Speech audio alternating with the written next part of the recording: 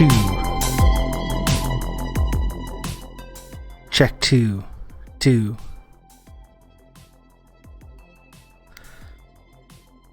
What's up, friends? What's up? How are my fellow crypto warriors doing? We're hodling still, I imagine. We're all hodling. Those are the instructions. Those are the explicit instructions that have been given, was to hodl at all costs. Hitting the slurp.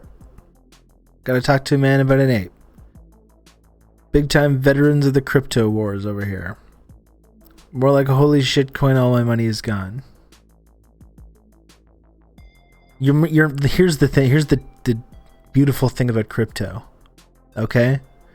Your money can never be totally gone. Okay? Because it's an idea. Your money is an idea. That's more powerful than fiat currency. No one can take that away from you. You don't need to look at any lines, charts, graphs, exchanges, apps, spreadsheets. What is it? All that is just numbers. All that is just meaningless numbers. This.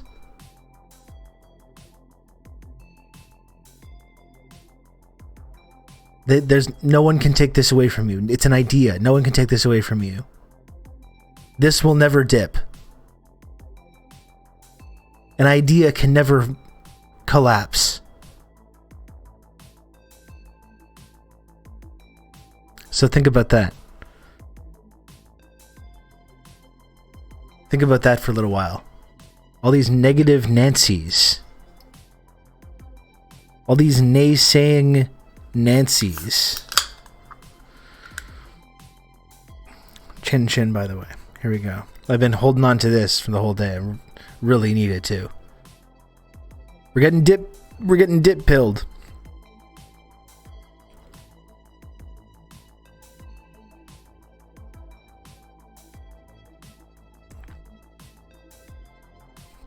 I just can't see the forest. Forgive them, Lord. They know not what they do.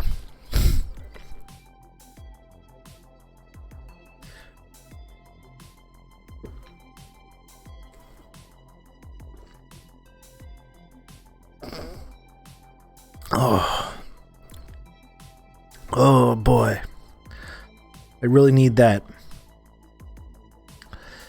I'm sorry that the show is only starting at 4. You know, the show's supposed to be on at noon. My son's just been sick. He's not that sick. He's just got like a stuffy nose. He's got a stuffy nose, a little bit of a cough. Like, he's more or less fine. He just can't go to school. He can't go to school and get snot all over the place over everybody.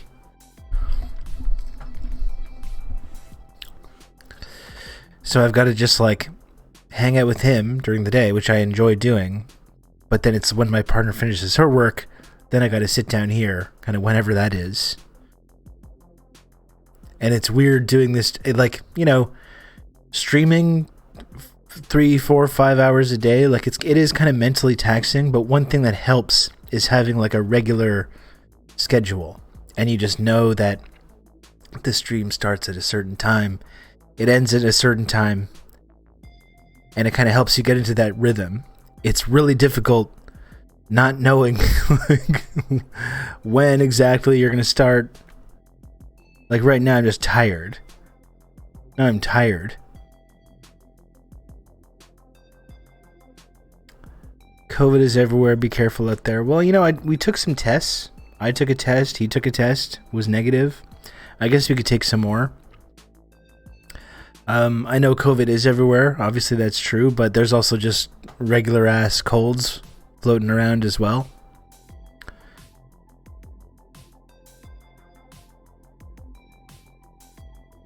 Is Whataburger legit good? They opened 2 around here and the lines have been so long for people losing their minds over it. I would really like to try it.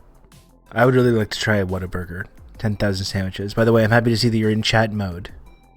10,000 sandwiches. Pure chat mode. I would like to try some new burger fast food chains that I've not had before. I'm very much in a routine. I'm in a fast food burger routine. Hello, Chad. Hello, Rob. How can you be tired watching the crypto bubble collapse? Well, that's the thing, Red Scary, is I haven't been able to just sit down at my desk here and really kind of like absorb this stuff.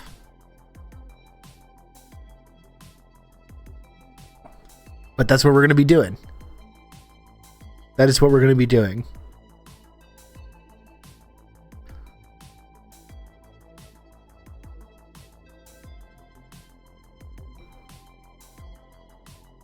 I feel like there's always a good donor to try out. Yeah, it's just like, that's great. You know, I love that.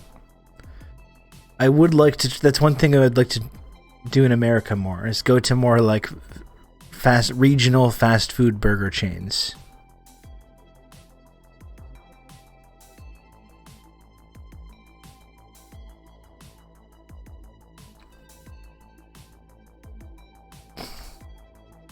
Oh. And for whoever asked, drinking a Reign Total Body Fuel,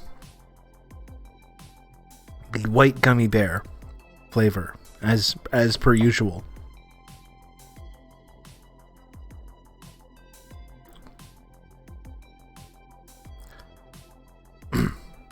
In-N-Out? I don't know if this is controversial. I mean, I've only had In-N-Out once. I had it one time when I was in LA. And I definitely enjoyed it, but it wasn't like a, oh my god, it's like a transcendent, life-changing fast food experience. I was kind of just like, okay, yeah, it's good. I enjoyed it, but it wasn't like a mind-blowing. Although I did see someone's like online In-N-Out order with a crazy burger that had like 3 patties, and it was barely even a burger. There was so much like sauce and cheese and patties on it. It's almost like it almost kind of transcends the burger form and gets into this new sort of physical shape. I don't know what you even call it. It looked pretty good though. By the way, I gotta reset my sub goal. Did not reset the old sub goal. Silly me. I think I'm off my game.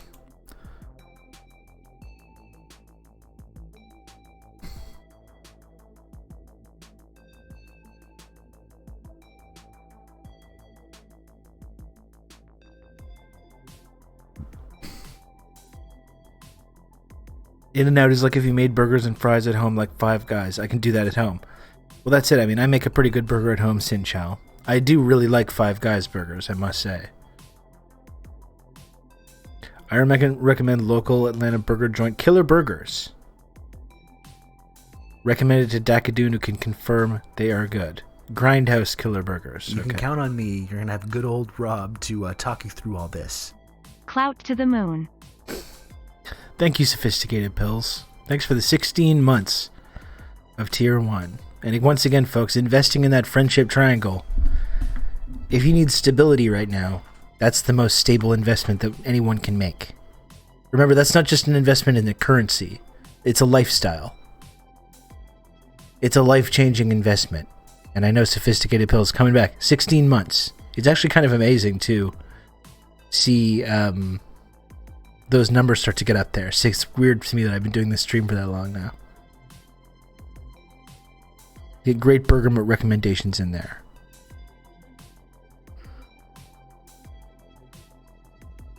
It's like a stable coin, but a stable idea. That's right.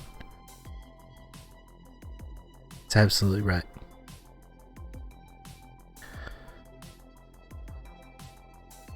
I'm sure there's some really good, enjoyable both burgers and other kinds of food in Atlanta. One day I'm going to have to pass through Atlanta and check this shit out. Fellow Patriots, I'm back. I have intel that I'm a week away from graduating high school. I have intel that the Warriors aren't going to lose Game 6. Also, fuck Dylan Brooks and fuck John Morant. Can we get a congratulations coal mine going in the chat? Our resident official TRRS Zoomer correspondent. Coal mine. Thanks for the intel, Coal Mine. Congratulations on being 1 week away from graduating high school. That's pretty remarkable.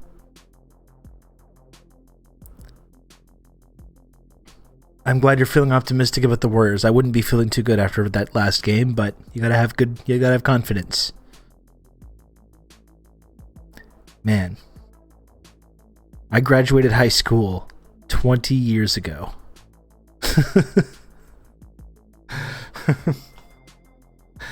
That's weird. That's really strange. I'm getting up there. I'm getting up there in the years, folks. There's no way of getting around this. Ben graduated 10 years ago. There's simply no way of getting around it. Did he go to your reunion? As far as I know, we haven't had one. Maybe it's been 19 and maybe someone's organizing one. If they are, I haven't heard anything about it.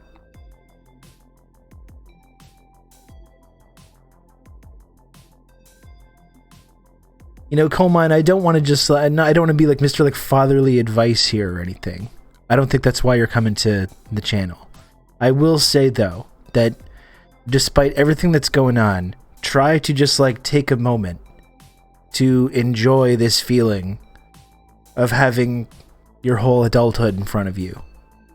You know, just take a pause, take a little breather. You know, it's the only time in your life you get to feel this kind of feeling. Then it goes away, it kind of fades into the monotony of adulthood and all the bullshit that goes along with being an adult. You kind of lose that sense of like freedom and wonder that you have for that brief moment right where you're in right now. Just take a little pause and enjoy that. Cherish it, because it goes by really quick. Once you get pulled into the grinder, the grind of adulthood, it goes by really, really quick. And then one day you're sitting there on a Twitch channel. One day you're just sitting there on a Twitch channel looking at an image of yourself on the screen. And you're just like, I'm old now. I graduated high school 20 years ago. I'm middle-aged. I'm literally a middle-aged man. This is what's going to happen to you, Coal Mine. It goes by very quickly. Slurping ape juice, just wondering how you got there. So just take a moment, take a brief pause, try to take a step back, and just take it in. And enjoy this brief moment, okay, before everything starts getting all crazy. That's my recommendation to you, Coal Mine.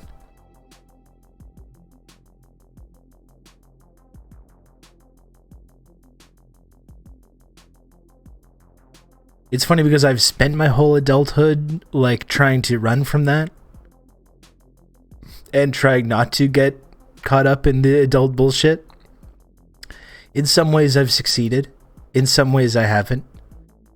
So it's strange for me because now I'm almost 40 and I still, mentally, I do not feel like I'm an adult still. Mentally, I feel not responsible at all, even though I have a kid and I have all kinds of responsibilities and stuff.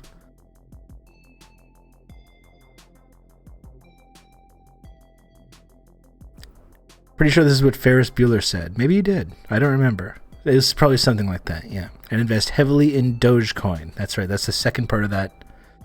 Invest heavily in FriendCoin, my own cryptocurrency, which once again is stable. Rob every day. Hello, fellow kids. It do be like that, though.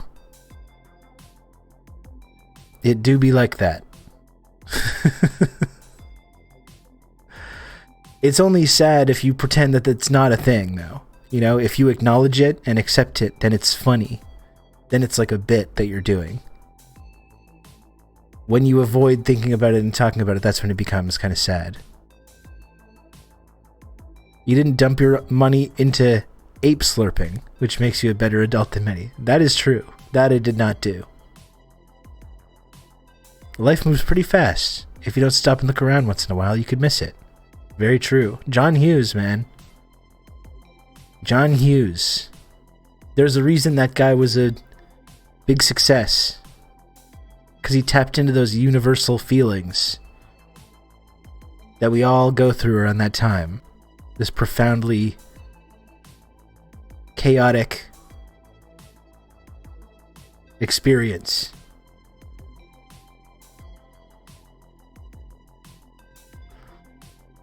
I think adulthood as it exists in the popular imagination will die with the boomers, and everyone will just be walking around being honest about how little they know about what the hell they're doing. Yeah, that is true. That is true.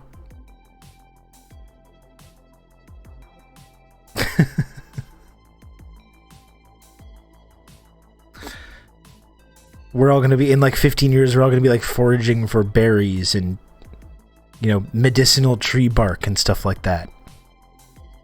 That's going to be our daily grind. Foraging for fungi, berries, medicinal tree bark, avoiding bandits. You know?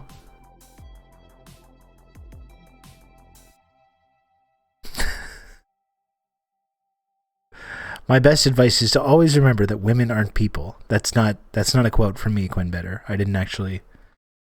That's not something I've ever said, and I don't believe it. So.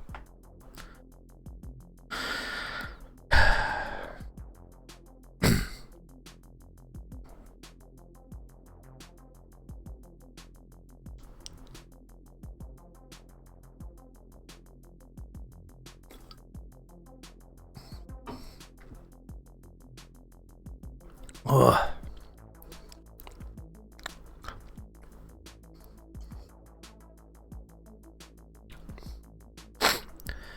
Anywho.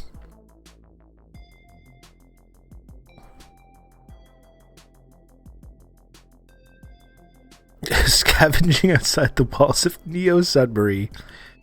Drinking the rain energy from my home still. Wonderful.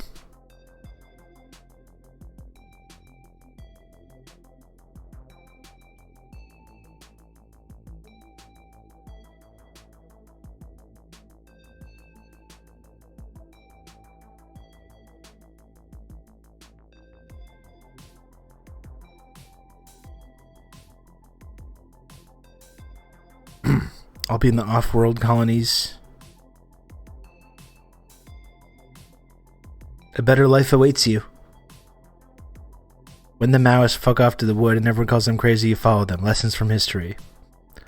At least when they come to your village, you greet them warmly.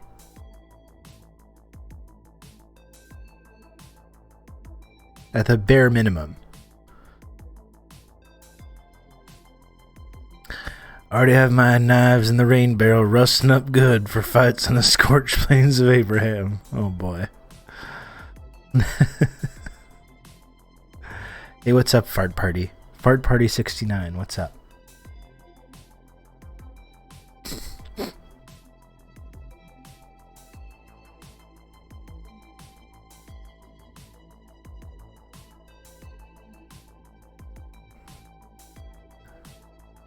You know, before we start talking about this crypto stuff, it's weird. It's like I've been waiting for someone on the left flank of the Democratic Party. I just wanted to briefly talk about this, some Ukraine stuff, Ukraine-Russia stuff. I've really been waiting for someone on the left flank of the Democratic Party to finally start speaking up about this. It's been a little disheartening how I think a lot of these, like, progressive members of the Democratic Party have kind of been just going along with this whole thing. You know, supporting this project of just sending endless arms to Ukraine. I think it's like, we've talked about it before, I think if you're on the left, even remotely, that's your basic stance should be to be against, you know, NATO, to be like against increasing this conflict, arbitrarily arming these like militias in Ukraine. You know, it's really, I think it's like, it shouldn't be that hard for people to come out against that. So I was really happy to see this speech. Let me just put this on the screen. In opposition to the Ukrainian supplemental bill, finally hearing something like this. But there's no baby formula for American mothers and babies. Objecting to the an unknown amount of money to the CIA in the Ukraine supplemental finally, bill. Someone's saying it. Let me just get this up on the screen. Formula for American babies and mothers. $54 million in COVID spending in Ukraine. But there's no Let formula me just get this up for on the screen here. American One sec. babies Sorry. and mothers. $900 million for nonprofits and organizations in Ukraine. But there's no formula for American babies and mothers. $8.7 billion for economic support and funding in Ukraine, but there's no formula for American mothers and babies. If this is about claiming that it's about saving lives, let's be real. Then we would care Hold about on a sec. war-torn Oh, here we go. countries Sorry. like Ethiopia. So that's a bunch of hypocrisy because I never hear Ethiopia brought up here. Totally ignoring, completely ignoring our own border crisis, our own baby formula crisis, and brutal inflation, skyrocketing gas prices that no one can afford, but $40 billion for Ukraine. Stop funding Finally, regime someone change says it. Who is and this money again? laundering scams. Didn't and recognize. US politician cover-ups of their crimes in countries like Ukraine. The American people do not support paying for constant U.S. involvement in foreign affairs while our own government fails our own country. Let me remind everyone here, we swore an oath to uphold and defend the Constitution of the United States of America and our borders. We should be paying attention to our country right now. I yield back. Thank you. Finally, someone says it.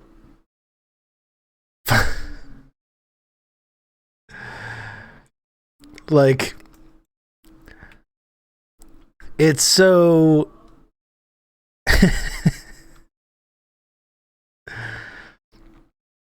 Listen, you do not have to hand it to her. Okay? You do not, in fact, have to hand it to her. It is a serious, serious mistake, though, that every single progressive member of the Democratic Party who voted in unison for this latest round of $40 billion worth of arms to Ukraine, that not one of these motherfuckers stood up and had one word like this. And they're ceding this entire argument to these right-wing weirdos and reactionaries. This is a huge, it's just pathetic. It's pathetic. It's so pathetic that there's no one in the Democratic Party is just saying, like, let's not send $40 billion worth of weapons to God knows who. Look at all the countless times that this has blown up in our faces before. Look at what's going on. We can't make $40 billion appear for health care or child care or whatever. There's not one fucking person saying this in the Democratic Party. There's not one person saying, like, why are we carving out money from these $40 billion to give to the CIA and not spending it on, social services. We're not spending it on healthcare.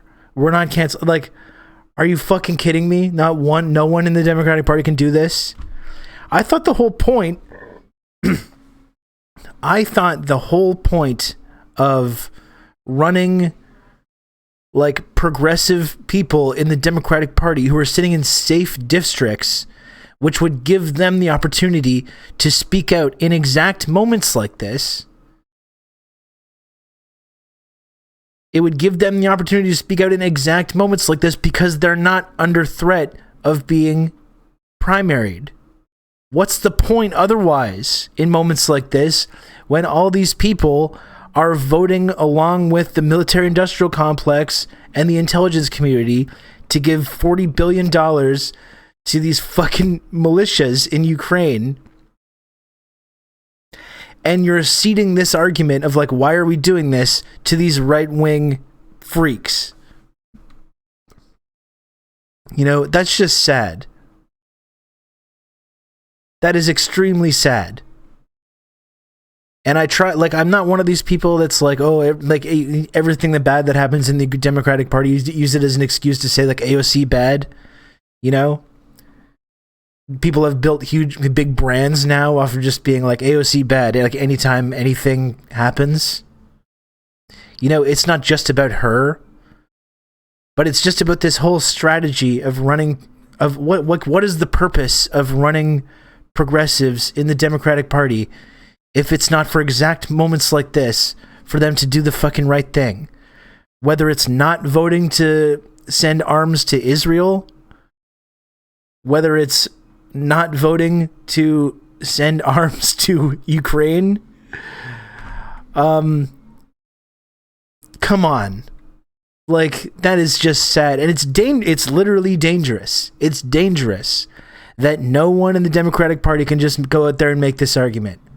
Because this argument that MTG is making here, whether you think it's disingenuous or not coming from her, that is going to resonate with lots of people who are looking around at their own lives and are seeing, like, I can't buy baby formula, I can't fill up my car with gas, I can't afford groceries anymore, I'm getting kicked out of my house, I'm getting evicted, I can't afford my mortgage, I can't afford to ever live anywhere. They're going to look around and look at the government saying, like, yes, we need to, of course, be sending all these billions and billions of dollars to Ukraine, and make this basic connection of being like, I am getting fucked here. I'm getting fucked in this arrangement. Who is speaking to that? Let me just take a look at the political class in America and the media class as well, and say, who is speaking to this issue? And they're going to see Marjorie Taylor Greene. They're going to see Tucker Carlson. And they're going to go look on the left side, the liberal side. You know what they see? Fucking nothing. Nothing. No one is saying anything.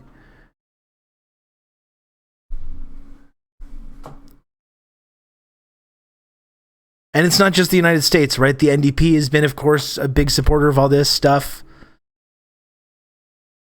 All the progressives, like, in working within our liberal democracies, whether it's in Canada or the United States, are all just abdicating this to the far right. And this is going to be very compelling for a lot of people. What no material analysis does to a society. I just heard Biden make a speech saying the international community needs to come together to beat COVID. He's literally saying, like, they canceled the money that they were putting together for COVID relief, and they literally just transferred it 1-to-1, transferred it into arms sales to Ukraine. And now Joe Biden's put out a statement today saying, like, yeah, 1 million Americans have died of COVID. Guess what we're doing? You know what we're doing, America? You're welcome. We're lowering all the flags to half-mast for one day. Now get back to work. Get the fuck back to work. We're lowering the flags. What more do you want? And they're ceding this entire argument to the worst right-wing reactionaries. And when you point this out, you're not praising the reactionaries, you know? But you're pointing out that this is going to resonate with lots of people very correctly, because they're very correctly realizing this scam that they're part of, that they're getting scammed by the government.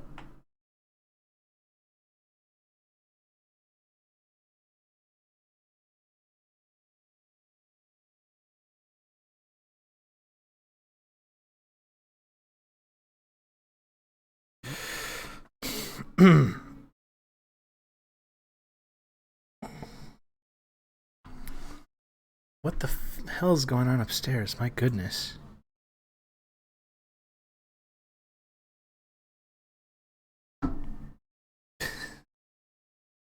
Someone is just grinding. Someone is shredding an entire notebook full of paper, like directly upstairs. I don't know what's going on with that.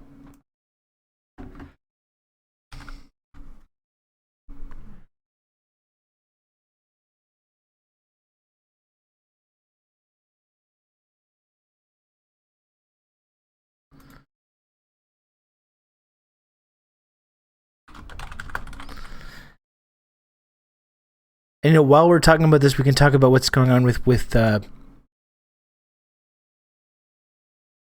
Israel as well. We'll transition into that. But the murder of Shireen Abu Akleh. We simply use the computer to mark up the size of the account. Sorry, Rob, that's me. I'm shredding my apes so my stack can be bigger. Thank you, Doc, for the 200 friend coin. Thank you. Rob's partner shredding all his personal communiques with Bezos. Oh shit, we don't want this. We don't want this. You don't need to, don't look at this. Don't look at it. Shit. Don't look at that. Stop looking at it. Oh my god, that's really distracting me. Just one sec.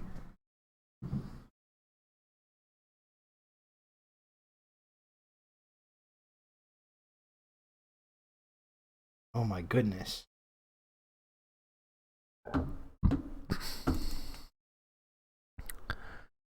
Okay, why am I not able to open? Let me try this one more time.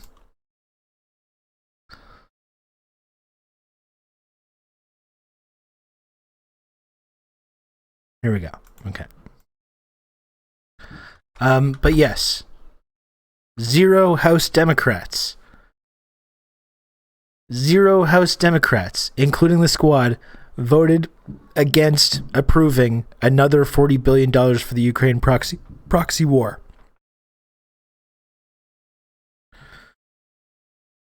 All of the no votes in that 368 to 57 vote, every single one was Republicans. And Republican psychos like Marjorie Taylor Greene are literally the only ones going out there and making speeches about why America is in the process of sending billions and billions of dollars worth of arms to these Ukrainian militias in order to carry out this like insurgency proxy war that NATO has been now planning for some time. Like, I'm sorry, and again, I don't think it's that useful to be one of those people that's just like make everything that happens about the squad. But when shit like this happens, I think it is worth asking these critical questions about this process of running progressive people in the Democratic Party. You know, I think around 2018, I thought I was totally on board with this strategy in Canada and the United States and the UK. Yeah, of course, you run progressive people in these big parties, whether it's the NDP, the Democratic Party, the Labour Party, and then when you have enough of them, they can kind of get together and you can have a more progressive party and they can take power. Like, makes perfect sense to me. I totally understood this strategy, and that's pretty much, you know, what my politics were for a long time, because that's when you grow up in the system. That's pretty much the extent of what you're able to imagine. And it's just the kind of thing that years later, it's just like, okay, well, I understand that they don't have the power that they need to make these big waves, but like, they also don't need to be unanimously supporting massive arms deals to NATO proxies in Europe in an effort to like destabilize their enemy of many decades, and also just as an excuse to get the arms sale money printer going. You know, at that point, like, what are you doing there? What are you there for? What are you there for in this, if in this moment you can't say one word about this shit?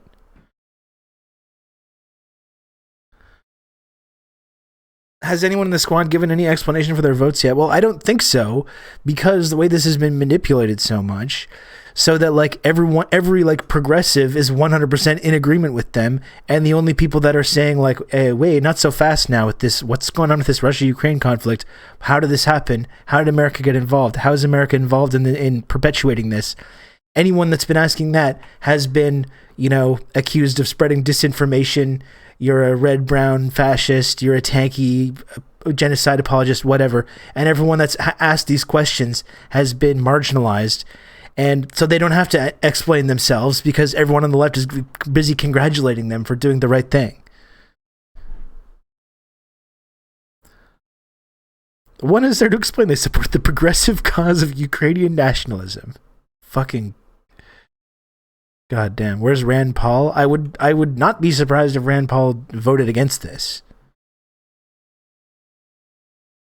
he did say the other day when they were talking about disinformation, Rand Paul correctly said that the United States government is the world's greatest purveyor of misinformation, which was 100% true. And again, it shouldn't be right-wing dipshits making these arguments. There should be space. If you're talking about this broad coalition where there's a space on the left for people within the Democratic Party, there should be space for people to say, like, yes, the United States government is spreading misinformation. Yes, the CIA and NATO and these institutions are not good. But no one can say that? Not one fucking person? Come on.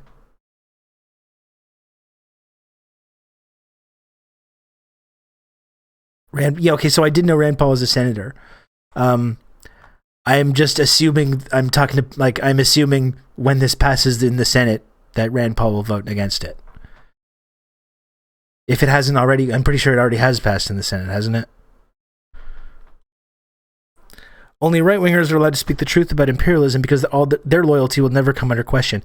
And that's also why you see people like MTG or Tucker Carlson who end up getting this kind of like credibility to speak about these issues. But really what they want to do is pivot away from Russia towards an even more hostile confrontation with China.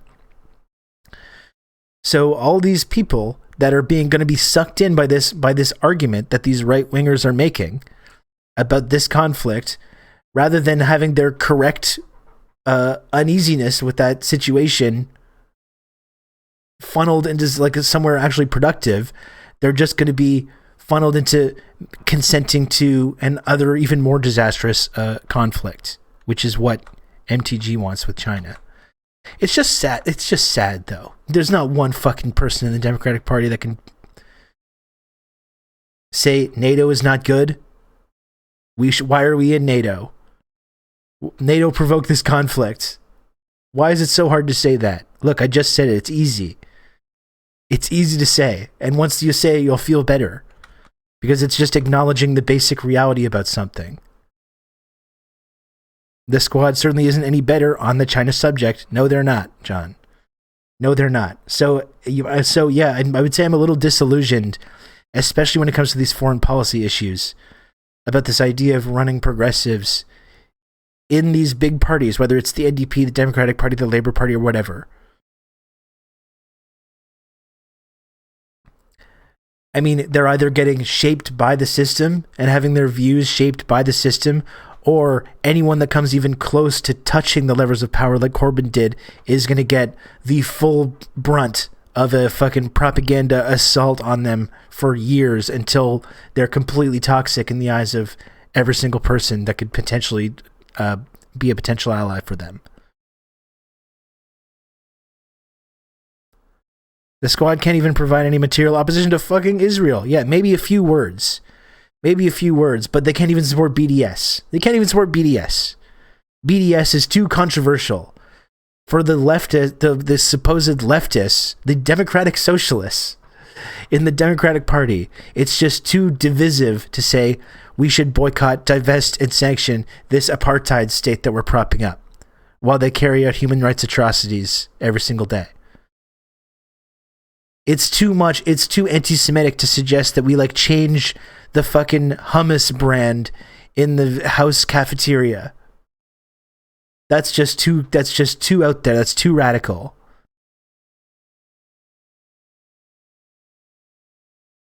Come on now.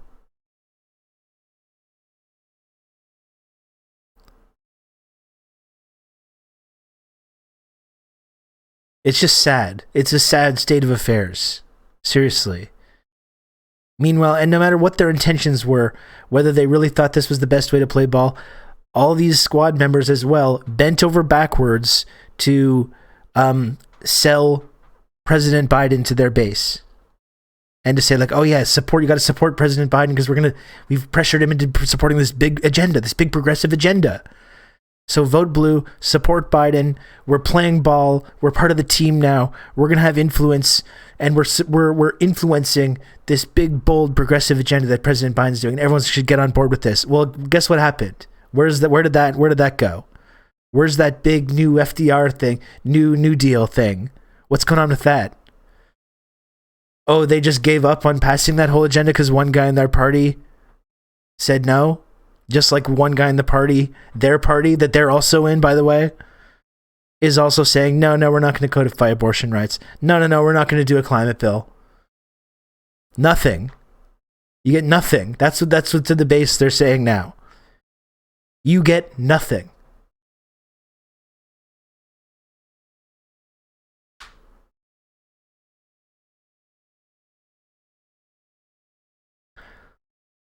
Pumping monkey, I may not be a bright guy, but come on, you got to give me. I've been around the block a few times. You don't think I know the salt shaker trick? I know I look like a young person, and everyone thinks I'm really young, but not the case.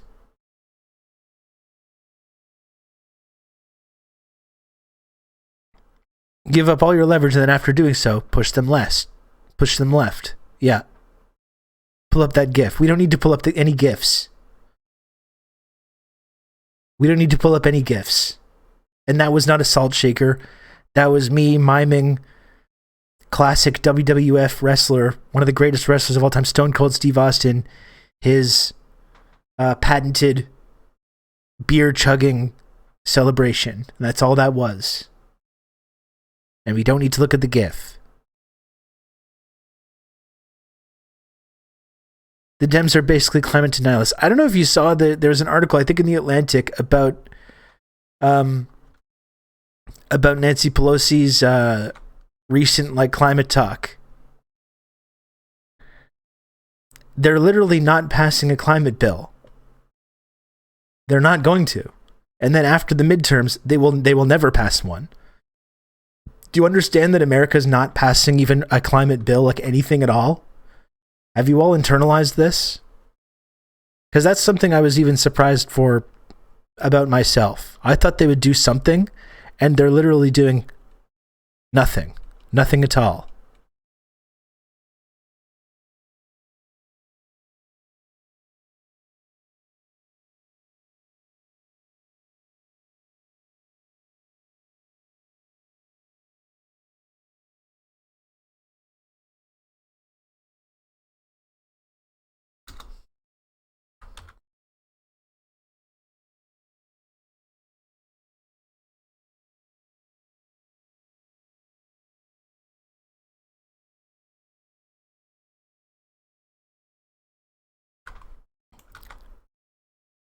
Like they're not voting against any of this shit. And here's what Nancy Pelosi's saying. That it is having on food for the world. So when you're home thinking, what is this all about? Just think about when I was hungry, you fed me, in the Gospel of Matthew. It also is people can't eat javelin missiles, Nancy. The Foreign Affairs Committee was with us because people in Ukraine or the United States of America cannot eat javelin missiles. There's literally people in America that can't eat right now, and you're spending $40 billion on missiles.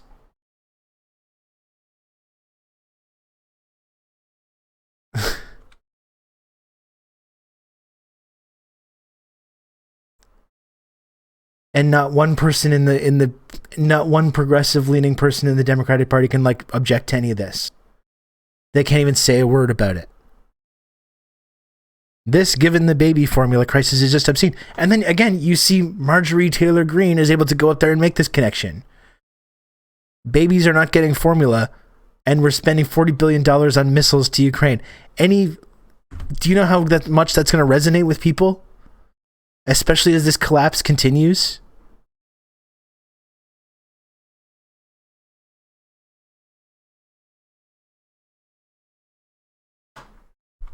Trying to eat multicam uniforms in 5.56 rounds, and it's not going well. I can't even express how mad this makes me, and I'm not even a religious person. It's just a depraved invocation of a truly charitable sentiment. It's just really, it's sickening. It's honestly sickening, and it's so fucking amazing to me that no one can speak up about this.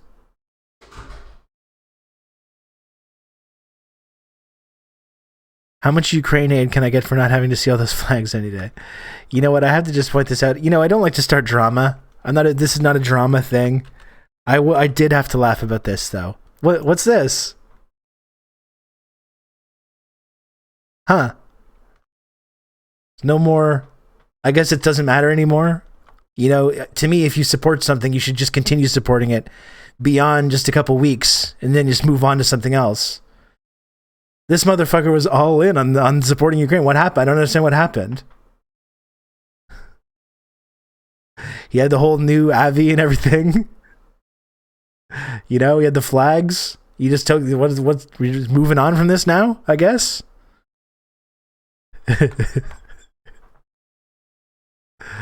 I don't know, man.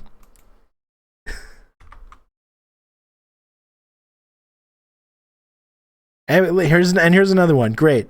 You're getting outflanked.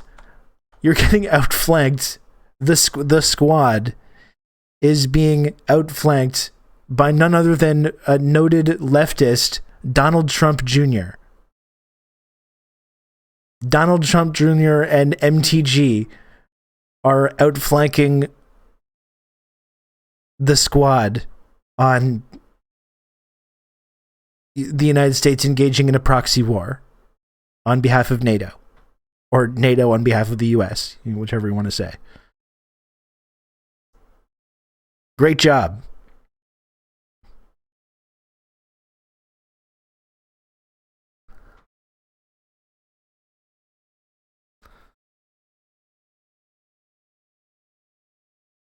By the man who only posts obviously high on coke videos.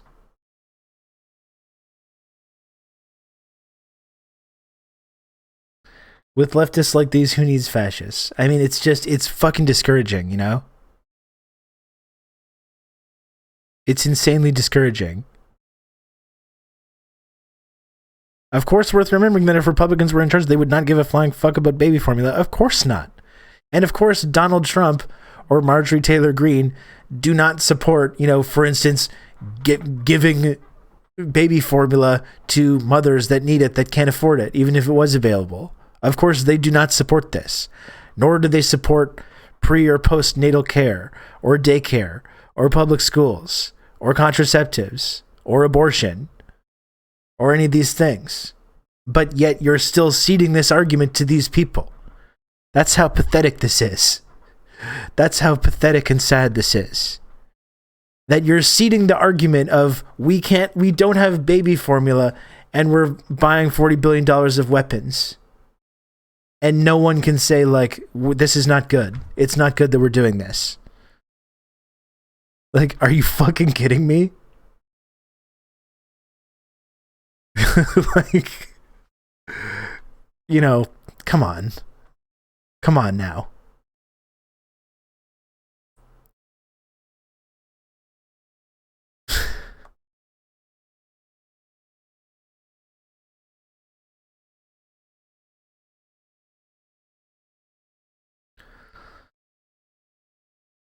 Also, that we bumped it up from 33 to 40 billion instantly too. They can just snap their fingers and make $40 billion appear out of nothing.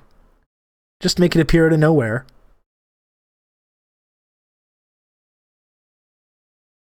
Like, it's an arms manufacturing company masquerading as a country. You know, if Canada is a few mining companies and a few fossil fuel companies in a trench coat, that's all America is as well. It's a big arms manufacturing company with maybe a couple of the fossil fuel and logging and mining guys as well.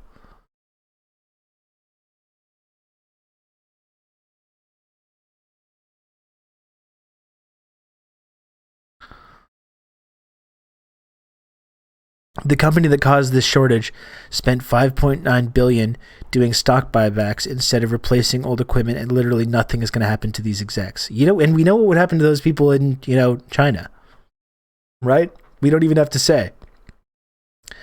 We all know exactly what happened to them very correctly. You know, if you're the executive of a company and your own like stock manipulation interferes with the ability of women to provide food for their infants,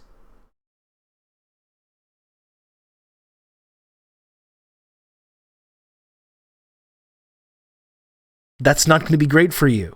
If you live in normal countries, that actually have like a sense of justice to this thing, it's not where all crime becomes legal after you get to a certain tax bracket.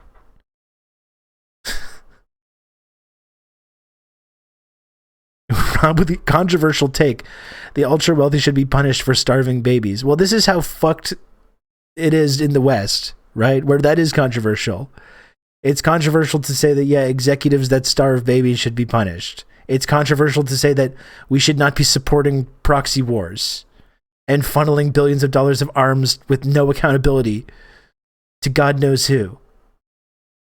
We should be we can say like these big institutions like NATO and the CIA are not good and should be abolished.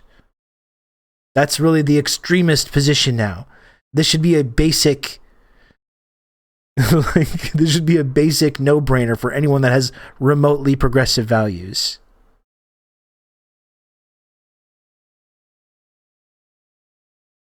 I think they could literally re-outlaw stock buybacks tomorrow without Congress, but of course that won't happen. Of course not, because they're all, like especially Nancy Pelosi, including and especially Nancy Pelosi, are all tied up in this system. They're all profiting from it, which is also corruption. It's also a crime that there should be actual consequences for, which we of course know that there will not be.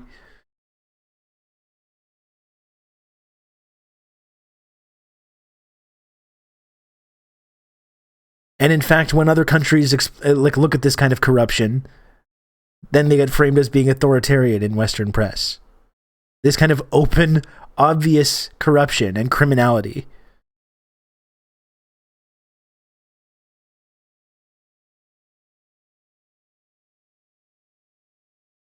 Americans who complain about Chinese billionaires should take a look at home first. Well, there's that thing as well too on the left, Doc, where it's like, how do you support China?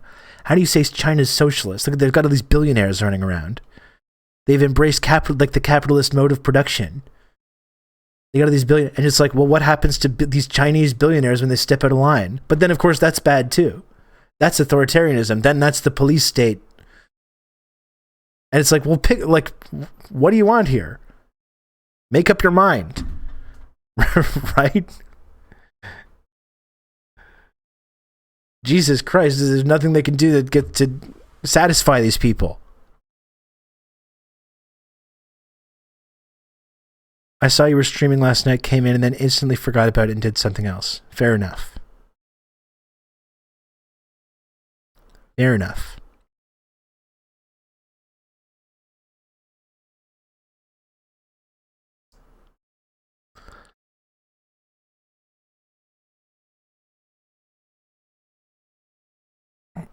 These types of people are also willing to give the U.S. more benefit of the doubt and good faith for some reason. Yeah. Again, it should not be controversial or extreme on the left to just not give the benefit of the doubt ever, under any circumstances. But apparently it is. Apparently it is. I don't know. And no, they don't know anything about Deng.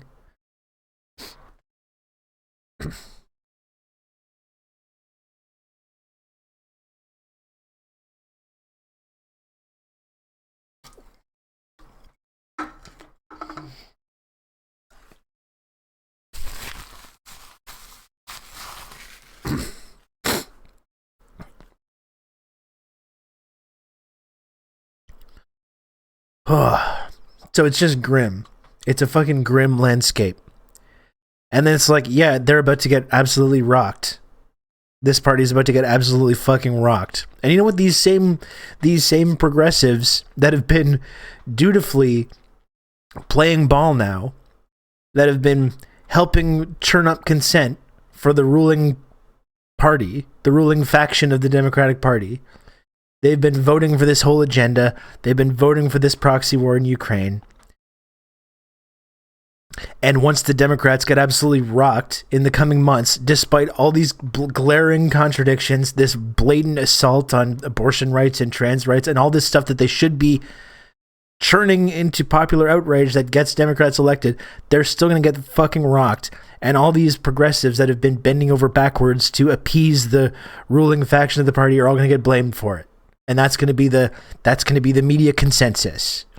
being manufactured by people like Jen Psaki with her new MSNBC job. That's going to be the big consensus. That's going to be the takeaway.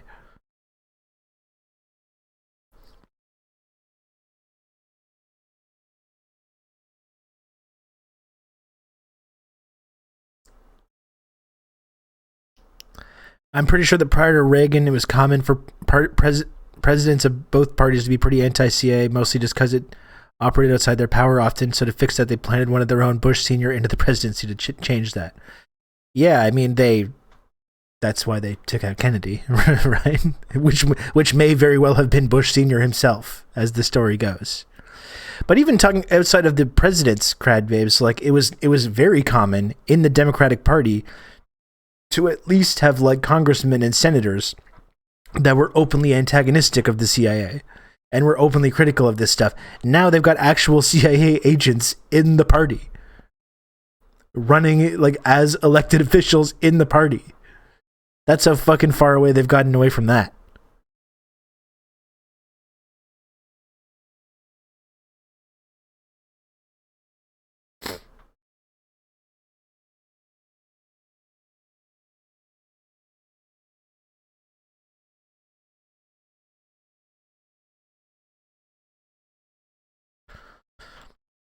Jesus, this is so fucking grim.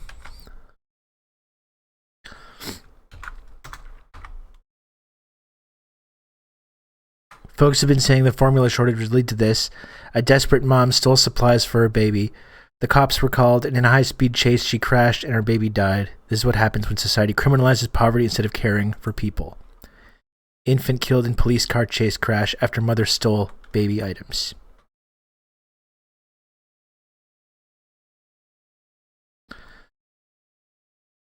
I've seen people talking about this baby formula shortage as well, being like, well, there's other big problems to have. It's like, what did we do before baby formula? And it's like, before baby formula, there was a significantly higher infant mortality rate, and babies just died. That's what happened before.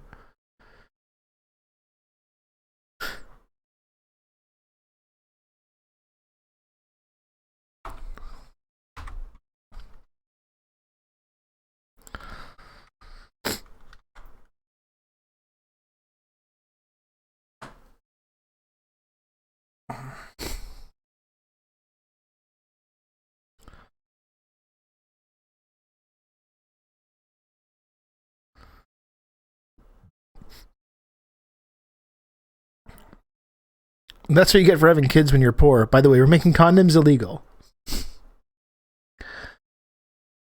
The table is being set for something really, really fucking nasty to emerge in American society. If we thought American society was nasty before, the conditions are really being set for something really fucking ugly. And right now there seems no way of avoiding it.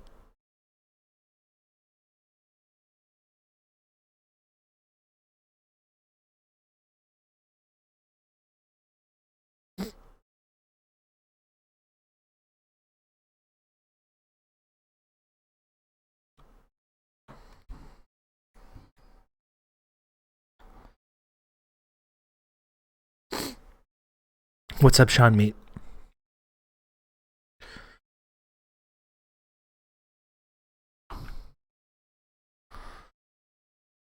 Here's what I mean about Marjorie Taylor Greene, though. And it's the same with Tucker Carlson. Right? These are not anti-imperialists, and no one should think for a moment that they, just because they're able to make these arguments about Ukraine, means that they have some kind of principled foreign policy vision, of which of course they do not. Although she is correctly pointing out how much they've fucked up by not keeping India close and allowing India to slip away as a vital ally. But you see, it's what we could have had: a bulwark against China of 1 billion English-speaking capitalists. Washington arrogance pushed an ally away, which is true. That is actually very true, but it's just something that I happen to support. But again, does anyone think that like MTG is some kind of principled foreign policy vision or something? Of course not. Her and Tucker Carlson, and this whole sort of new right, Peter Thiel funded thing, they all want to pivot to China and increasing the hostile confrontation with China. I dare you to open and read those 3 new Twitter DMs on stream. It's just group chats. It's nothing that special. A lot of the time, I'm in a lot of group chats where I'm basically a lurker. I barely even participate in them.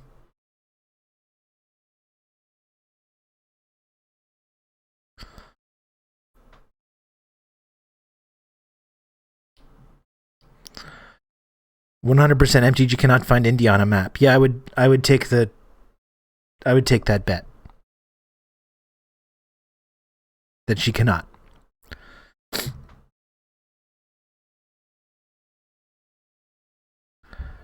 A fascist demagogue trying to consolidate power now should probably have to give away some treats or some sort. Well, that's probably what's going to end up happening, right? It's like all those like COVID relief bills that like extended unemployment and cut childhood poverty, those were all signed by Trump. Right? And things are going to get really, really bad again with these supply chain issues, with inflation, with the coming recession, which we all know is on the horizon. We all know this recession is coming, especially Red Scary, the official economics correspondent, which we're going to get into the crypto stuff in a little bit. We all know this recession is coming. And you know who's the one that's going to be offering treats and offering concessions? It's going to be the fucking right. And you're going to have the Democrats trying to uphold the status quo, talking about austerity, saying we can't do this and that, and then the right's going to come in and fucking steamroll them and do like a Medicare for citizens thing. And that's the way that fascism is going to crystallize even more.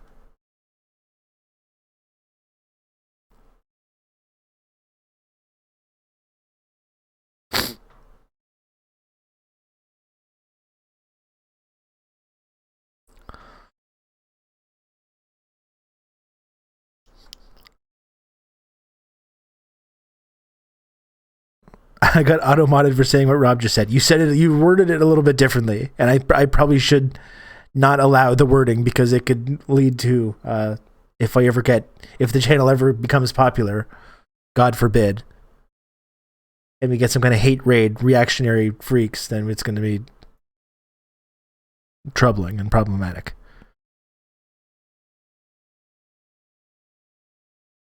The Democrats bragging about cutting the deficit during the pandemic is rage-inducing. It's just like, what a historic opportunity. Man, thinking back from like 2008, the financial crash of 2008, and Obama taking power in the midst of this economic chaos with the whole system in jeopardy. And then this other opportunity in 2020 with all these other crises going on. The opportunity to really like drastically change things. Historically, unbelievably historic, the wasted opportunities. Liberals have just failed on every level. They've just failed. They can't even advance their vision of like a progressive society, even though they think that our society is like just like kind of naturally advancing incrementally towards better things. They can't even do that anymore. They can't even offer us that realistically. Right? Does anyone think that things are incrementally getting better? Does anyone think over the next 10 years things are going to incrementally get better? No. No one. People who've given up on this idea, they don't even believe it. You hear these people talk, they don't even believe it themselves. Our liberal ruling class in the West, in Canada, the United States, the UK, Australia, wherever, they've fucked up. They've failed.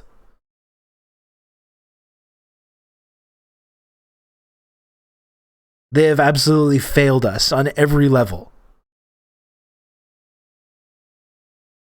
Soon the time of bunkers will come. They're not even going to salvage Roe. No, they're not. The writing is on the wall. The writing is on the wall. When it comes to these culture war issues, the sad truth is that the right has won. When it comes to abortion rights, when it comes to a lot of these broader gay marriage, trans rights, they're coming for that as well. And they're going to get it. They've won already. It's just happening in slow motion. You know, it's not going to happen overnight.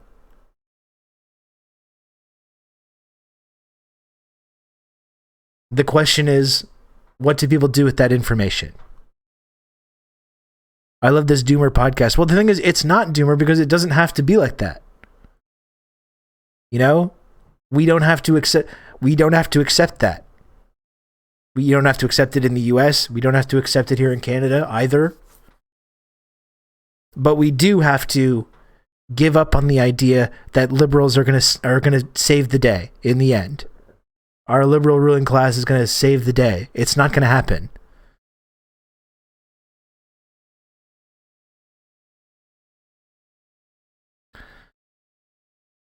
Steve Kerr, just keep running the motion offense down by 50. This is it.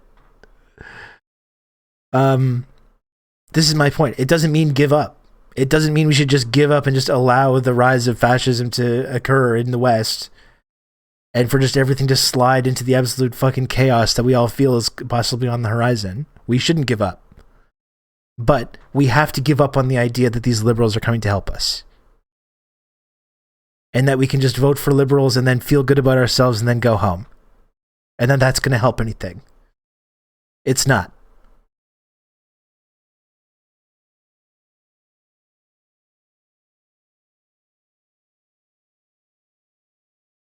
This is why I've been starting to have all kinds of wacky ideas about what we can do with this community eventually.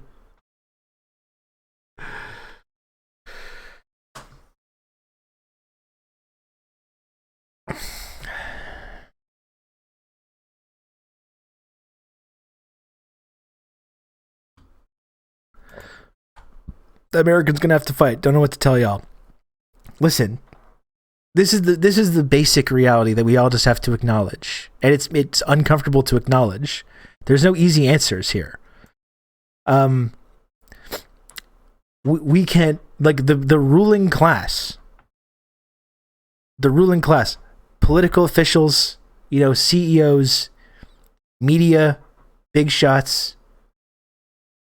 The ruling class need to be overthrown in order for anything positive to happen, to avert the like nightmare future that we're heading towards right now. That doesn't mean that that's going to be easy. But like, that's just the reality though. We can't vote our way until they're eventually going to be nicely just hand over the power they have. Okay, that's the thing we have to forget about. There is no combination of like voting and protesting that you can do where the powerful people that control our society are going to say, "Well, you got us. You won. Here you go." And they just hand over the power. And then they go, "We're going to go back to our homes now and just you guys have fun with that." It's never going to happen. So there's two directions you can go with that. You know, you can just lay back and just allow whatever's about to happen. Or you can take that knowledge, that basic understanding, that the only way that power is ever going to be transferred over is if people reach out and take it. And just accept that that's the way it's going to go. You know, you get two options, unfortunately.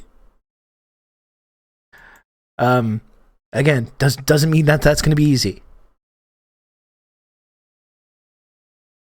Yeah, it was good while it lasted. Y'all have fun. It's just there's no amount of votes that you can get that's going to make these people just voluntarily hand over the levers of power controlling our society. And it's not just about forming a government and a liberal democracy. That's not going to do it.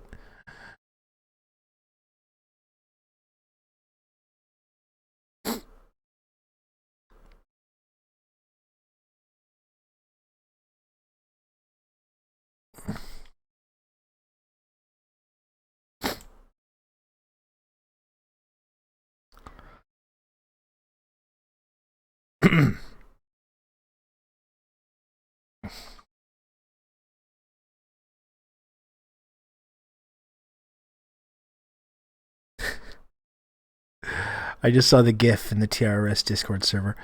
I don't know. I have this got bleak, but it's not bleak. It's just acknowledging reality, right? And again, there's no easy solution. There's no easy solution to any of that. When you kind of come to this inevitable conclusion, it doesn't mean that this solution is going to be easy, or that anything is going to be guaranteed. But and even I would say when it comes to like voting and everything like that, I'm not one of these I'm not an anti-voting person also. I'm not one of these people that thinks you should be like ashamed or whatever for propping up the corrupt system or whatever. I don't think that.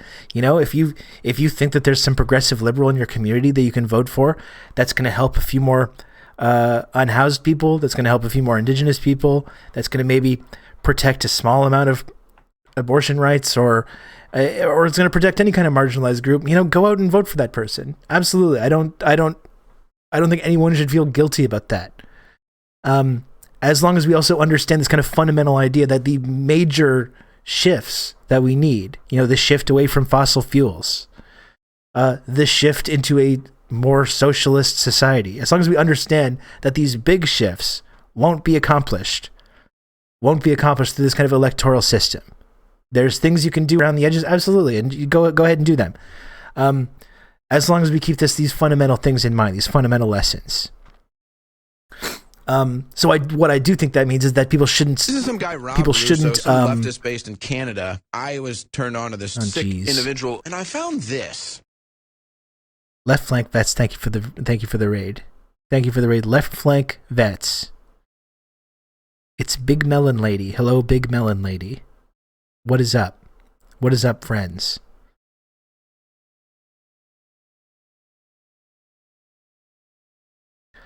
So on kind of a rant there. I got rudely interrupted. You can count on me. You're going to have good old Rob to talk you through all this. Hello, Darth Zimby. Sup Rob left FL1 Candy Liquor left FL1 Candy Liquor TRRS drums. Hello. Get to the boat as well. A couple new first-time chatters here. Smash the follow button if you want to chat. Thank you, Kal-El Marx, for the 11 months of Tier 1 as well. We simply use the computer to mark up the size of the account. Raiders join the Discord and check out the events. I was just talking about like elections and stuff and how sort of cynical I've become about making major change through the electoral system. And I try to have a little nuance about this and understand that like I don't think people should feel ashamed for like voting for liberals, even though you can point out endlessly the ways that the liberal ruling class has failed. But I'm trying to like get people to understand this basic concept that these big fundamental shifts that I think if you're on the left you want are not going to happen through participating in that system. So I would say that like I think it's really important, whether you think it's a good thing to vote or if there's someone you feel inspired by voting for or not, is whenever these election cycles come up, to ask yourself what you're doing to use that moment when all of a sudden a lot of normal people are kind of plugged into talking about politics and are more open to hearing about politics. What are you doing in that moment to try and raise people's class consciousness? What are you doing to like bring more people into this camp of understanding these basic kind of immutable facts about our political and economic system? I don't begrudge anyone for participating in that system, regardless of the futility of it that sometimes seems apparent. But I do think you also do need to take those moments to go beyond that, and building to something that goes beyond just voting for these big liberal parties, whether it's the Democratic Party, whether it's the NDP, whether it's the Labour Party, or what have you. Thank you for tirelessly doing your part in the needed agitprop to raise class consciousness. Without class consciousness, we lose the fight. I hope no one here thinks we can attach the cart before the horse. Organize, organize, organize. You've just become an elite member of the Friendship Triangle. Holy Lord. What the fuck?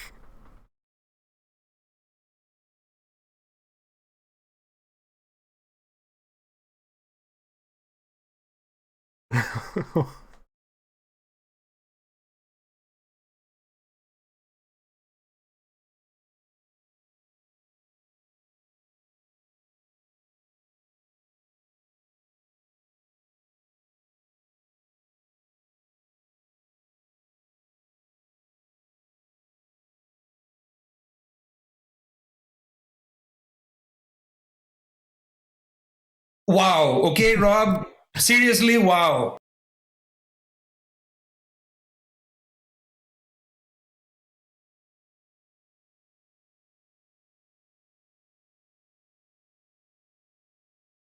Wow. Okay, Rob. Seriously, wow. And one more. Wow. Okay, Rob. Seriously, wow. What can I say? Warlock.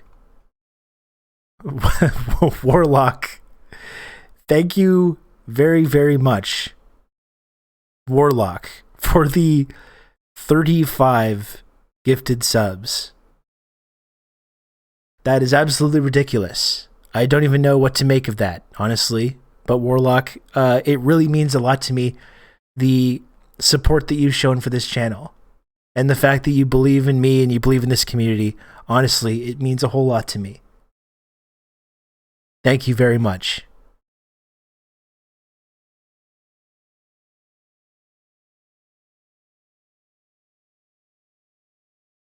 Cashed out before the ape crash, that's it. Goodness.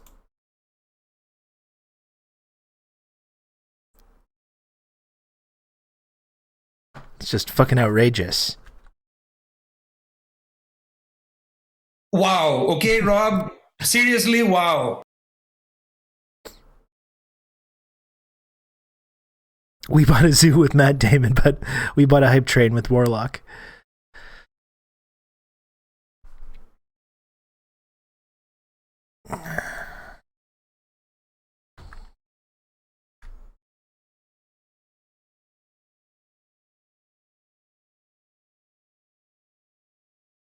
Boy. Is Warlock your CIA handler? Is this how you get paid by the deep state? It would be nice to get paid by the deep state or the Chinese government or whoever. Or, you know, Iran, Venezuela, who I'm not picky, really. It'd be nice to get paid without going through this Twitch system and Amazon taking 50% of the... You've just become an elite member of the Friendship Triangle. Holy Lord.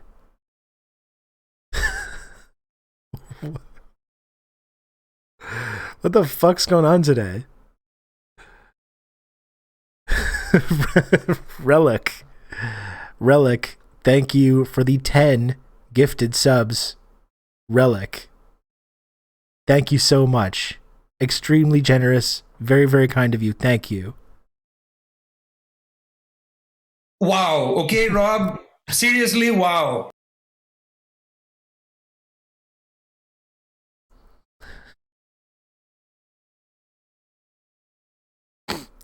Slurp juice minted. Oh my gosh.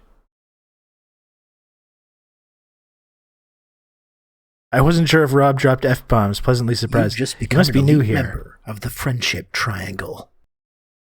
You must be new here. I drop a lot of F-bombs. Jesus, River and Ravens. Thank you for the 5 gifted subs, River and Ravens. Jesus. It's fucking outrageous. The smart money is here, all the dumb money blew it on crypto. Like I've talked about before, folks, it's a stable investing in TRRS. That's a stable investment. As it points out in the bottom there. You're going to have good old Rob to talk you through all this. It's not a cult, and it's not a pyramid scheme, it's a triangle. You're going to have good old Rob to talk you through all this. Tyler Madsen, thank you very, very much for gifting a tier 1 sub as well. And thank you also to Jerk Durbkin. You've just become an elite member of the Friendship Triangle. Ugh.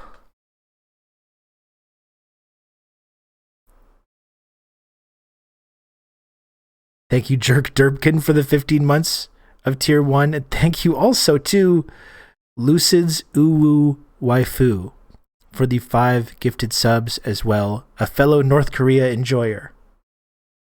There's nothing I love more in this community than fellow DPRK enjoyers.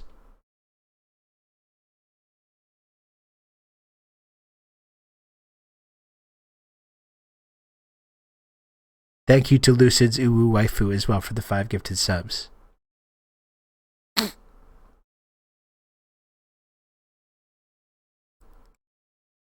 You can count on me. You're going to have good old Rob to talk you through all this.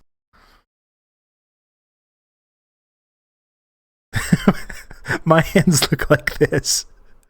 Crammed from clicking give subs and chat. So Rob's gonna look like this. Greasy McDonald's fingers. Sticky with rain energy. Thank you, River and Ravens, for gifting another sub as well. Very, very kind of you. To Darth Zimby. Darth Zimby finally got a sub as well. Enjoy the emotes. Enjoy the emotes to all the new subs. Jesus Christ.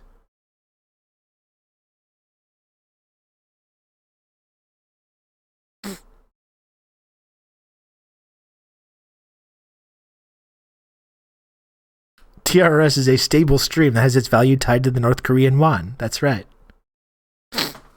That's absolutely right.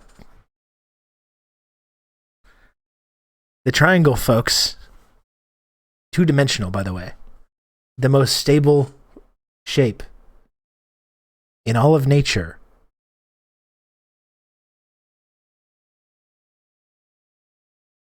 That's simple science. Friend coin is pegged to slurp juice. Simple science.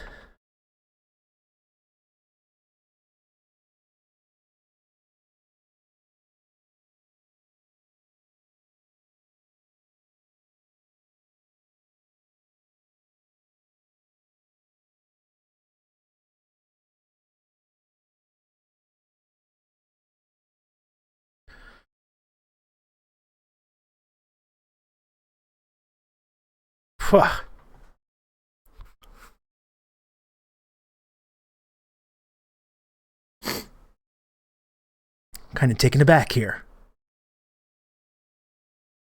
It's ridiculous.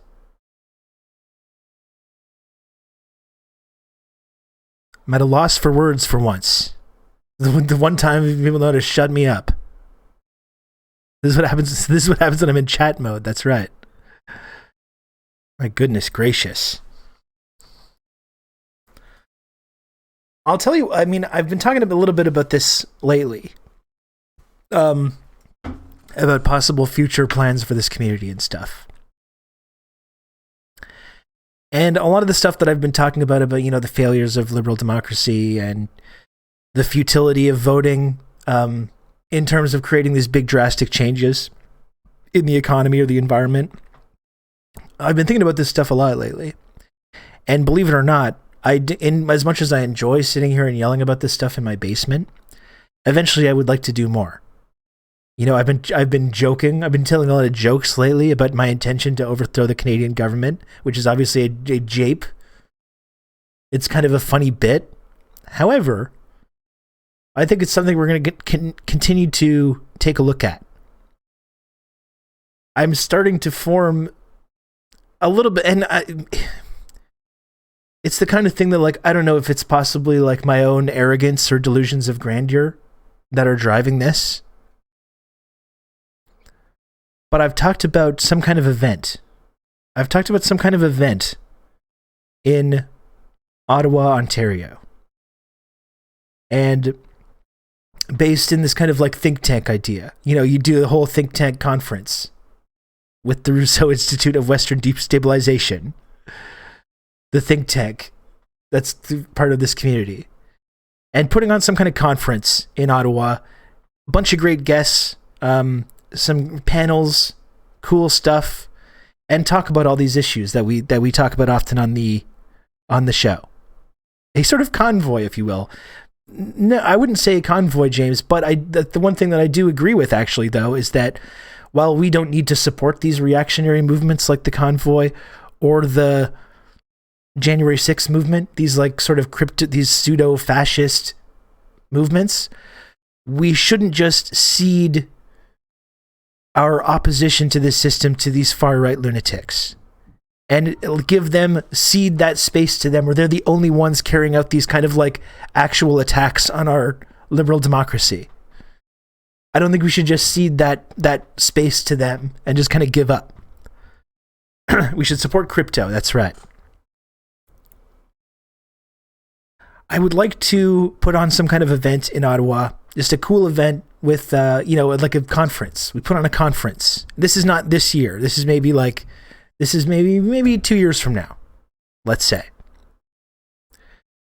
Depending on what happens. And the big thing as well is like putting on a cool event and getting press as well. Getting some press. And just putting on together a conference where we talk about all these issues, and then at some point in this conference announcing our intentions to... We've talked about the idea of a new party, and sometimes I'm like, I don't know, do you need a new party? Like, do we want to be... Because I have no interest in like starting a new left-wing party that's running in our liberal democratic system to try and win seats in our parliament.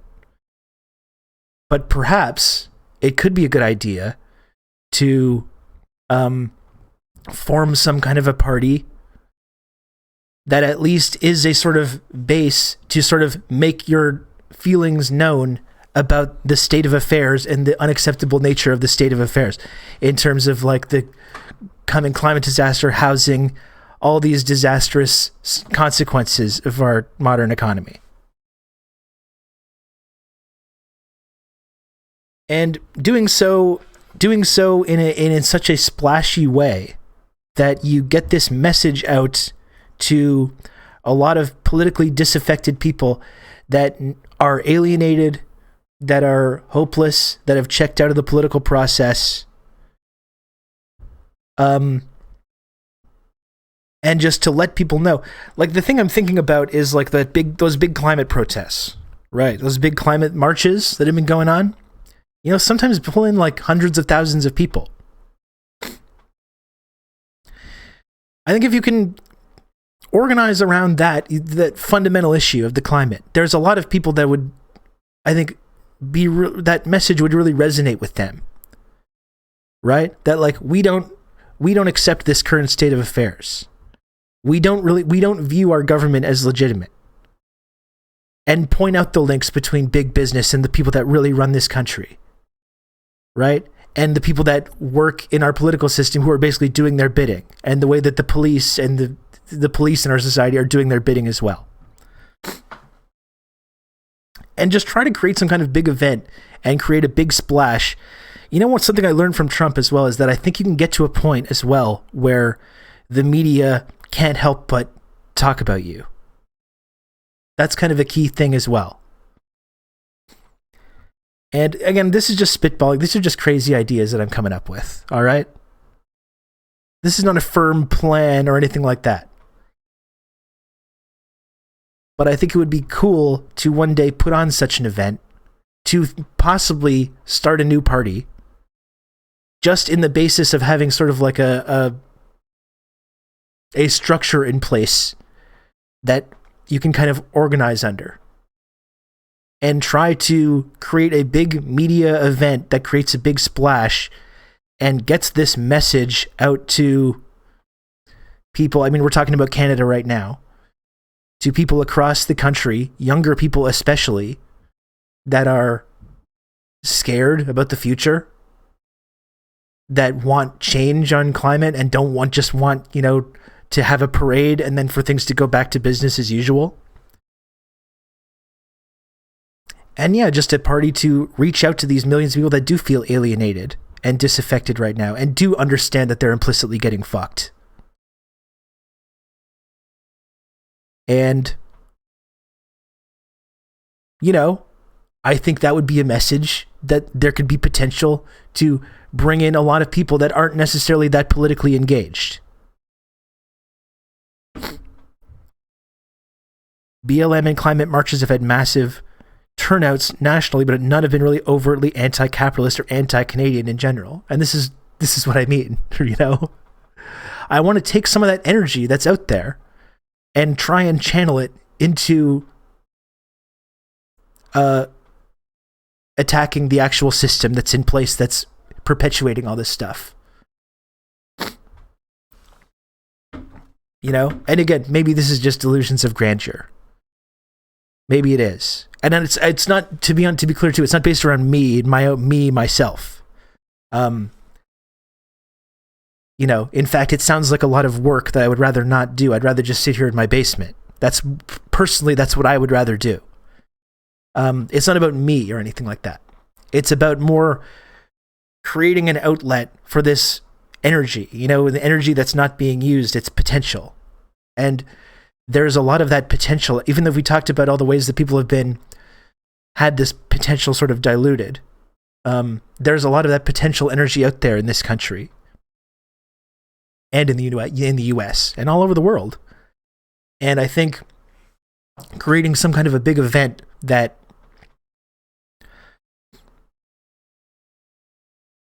tried to, you know, that created a big splash, that brought in a lot of new people that are kind of really alienated and politically disaffected and kind of politically homeless. And I don't know what the next step after that would be. Like perhaps just that would be the first step, is just getting that out there, getting that idea out there, and then say, you know, we're coming back on X date. And right now there's a handful of us, but hopefully by the time we come back on X date, there'll be a couple more. And then we can kind of start talking about some stuff.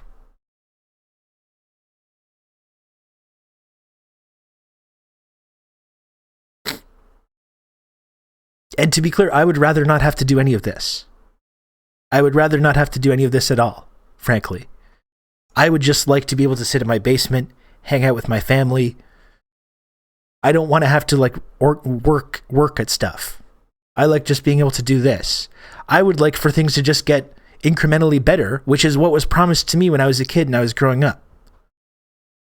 Right? This basic future that like, yeah, things are going to keep getting a little bit better, and you're going to be a little bit better off than your parents' generation was, and then your kids are going to have a better, be in a better situation than you were. That basic promise, you know, I would prefer if that was just what was going on. But unfortunately, that's been taken off the table. You know? That's been taken off the table. And eventually, like I've been saying on this show, eventually we're going to have to do more than just talking about that.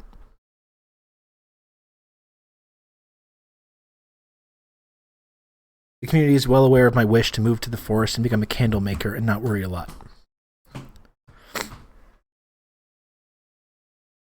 Look at what I made. Oh my goodness, what's that? It's Dr. Octopus's own robot.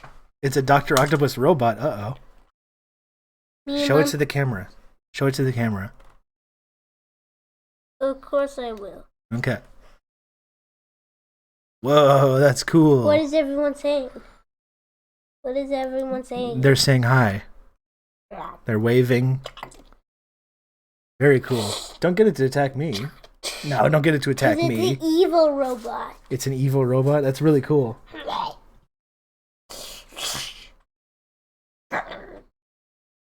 Very nice. Are you having fun? Yes. Okay, and buddy. I made it myself. That's great. Good job. I made it with Mama. I was her. That's great. Good job, buddy.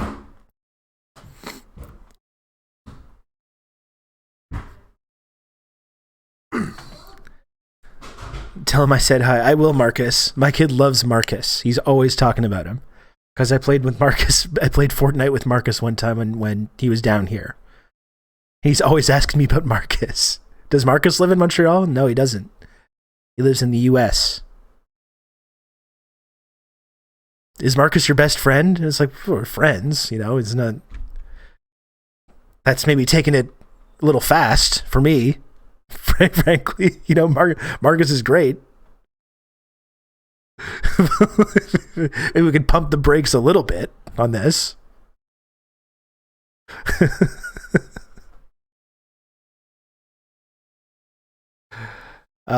Anyway, let's put a pin in that little conversation. I just, like I said, I've just been having some wacky ideas lately. I would like to eventually, like I said, we could just try, right?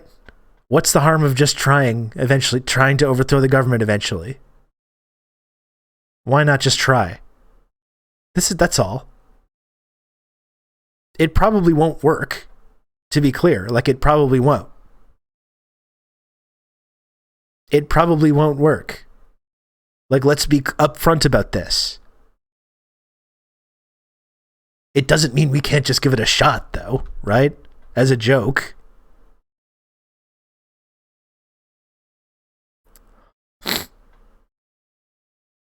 That's all. These are some of the wacky ideas I've been having lately. What do we think about New Party? The New Party idea in America, I think, has been like talked about a lot for generations. As you know, like, I'm very sympathetic to the Communist Party of Canada. I know a lot of comrades in the party. I follow the party line usually pretty closely when it comes to a lot of different issues. I think possibly just a new party could be a good idea, just as something that could have maybe mass appeal. I would like for communism to have mass appeal, but there's also a lot of reasons why it sort of doesn't, and there's kind of this stigma attached to it, whether that's right or wrong. And as you know, I don't think it is wrong. I think it is wrong. But the idea of maybe just starting a new party with this kind of more revolutionary bent, and with all these kind of critiques of our current system, trying to reach out to people that are kind of apolitical, that I think maybe otherwise would be kind of scared off by the idea of socialism. I mean, you could even kind of take the language of like, no, we're not even because obviously it would be a left-wing party, but like, you could be like, we're neither left nor right, and you could do that kind of rhetorical bullshit. You could take that away from the centrists.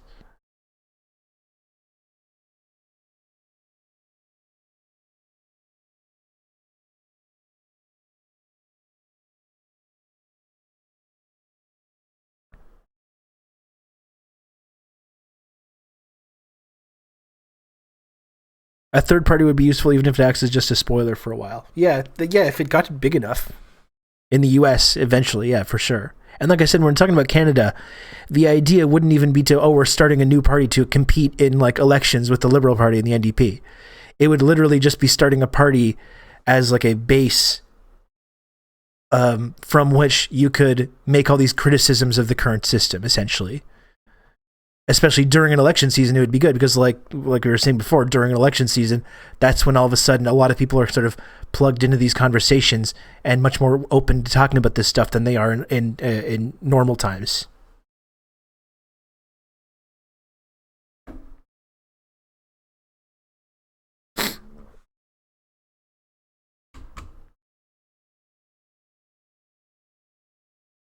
So we can put a pin in that. These are some far-fetched ideas that I've been having.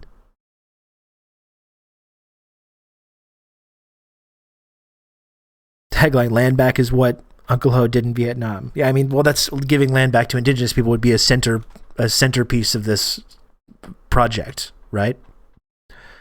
Which would, of course, need indigenous people deeply involved in it, if not running the whole thing.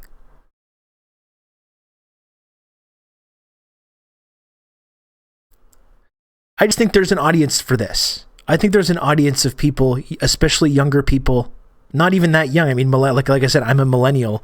I'm almost 40 years old. There's a lot of people that I think would be very sympathetic to this, that maybe wouldn't describe themselves as being left-wing, but would be really sympathetic to this idea of hearing from a party that is interested in kind of attacking these democratic institutions, but is not this right-wing reactionary thing that's based in like being angry about the government giving you medicine, or that's being angry about the game show host president losing an election. That's based in like actual real material things such as housing and indigenous rights imperialism, foreign policy, the climate especially. Climate especially, because that I think is what's going to bring in the most people that are disillusioned.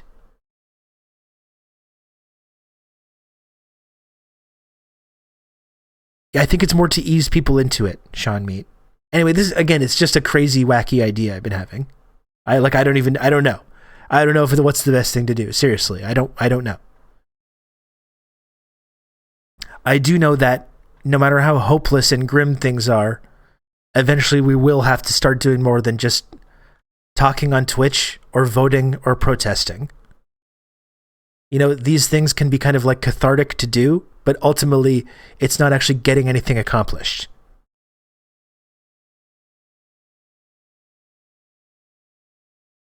I think we need to consolidate and rally the left around one party rather than create yet another new party to splinter into. Well, the problem is, though, in Canada, though, like parties like the NDP, there's been leftists in this country that have been trying to organize around infiltrating the NDP now for a whole generation, and they have nothing to show for it. Like there's been we talked about at the beginning of the stream, you know, talking about the Democratic Party and these progressives running in the Democratic Party, and this process has been going on for generations. And there's no hope of like flipping these bourgeois parties into being like anti-capitalist parties. You know, less than other. Yeah, they're moving right, exactly. So I think being able to offer people a new alternative that are fed up with all this.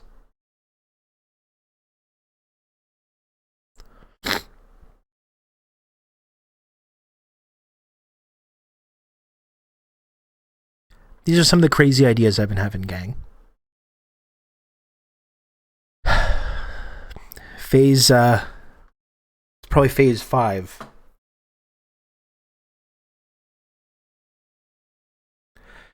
There are hundreds of parties in the United States just saying, yeah, I'm really just talking about Canada. I mean, in terms of this sort of idea.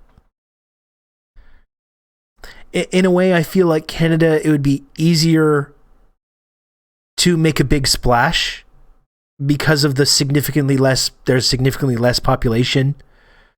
There's a significantly less crowded media landscape. And I think it would be a lot easier in Canada to really genuinely like create some kind of a big movement. I think I've been told this before, but I used to do rants in a politics channel of a game dev Discord, and it was clear to me that these people wouldn't be receptive to learn. An important lesson for me was to not waste time on people who aren't responsive and keep seeking out those who are. There are a lot of people like me out there that just didn't find themselves on the same path due to happenstance. Yeah, absolutely. Absolutely. All you need is like one federal seat and it's on. And again, it's like winning seats in our parliament wouldn't even be the goal. I mean, you could run in elections just so you get in debates, so you can talk about how the whole system is corrupt and illegitimate. But the idea wouldn't be, let's run candidates in this illegitimate system. It's let's call attention to the fact that our entire political world has zero democratic legitimacy. The country, all the borders and laws in the country are all drawn up by these decrepit fucking racist genocidal maniacs, colonists. And we can just ignore that. We can have a new country. We can have new laws. We don't need to keep doing this. That's the basic idea, right? We don't need to keep doing this. We don't just need to keep sleepwalking into like climate disaster. We can just do something different. That would be the kind of idea.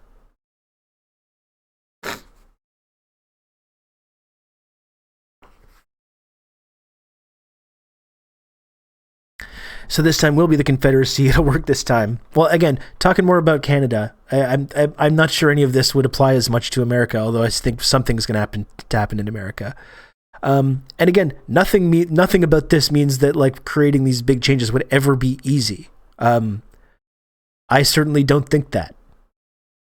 I guess my point is, though, if you just accept this basic reality about our current political system and how unrealistic it is that we're ever going to be able to use the levers of this political system to really like drastically change the way our economy works or our culture or our society. If we just accept the basic reality that is not possible, and that all you can really do is maybe fix a few things around the edges, apply a few band-aids here or there. So I guess once you come to that conclusion, this is the point. It doesn't mean that it would be easy, but once you come to that conclusion, you're left with two options. One is just to kind of be like, well, fuck it. There's nothing we can do. It's too hard, which is a very compelling alternative. I will be the first to admit. The other option is you can say, okay, well, let's start exploring some alternatives. Okay? There's energy out there. Like we were talking about, the BLM protests, the climate protests. You know, there's hundreds of thousands of people that feel this sense of alienation. And you need to find a way to like reach out to all these people.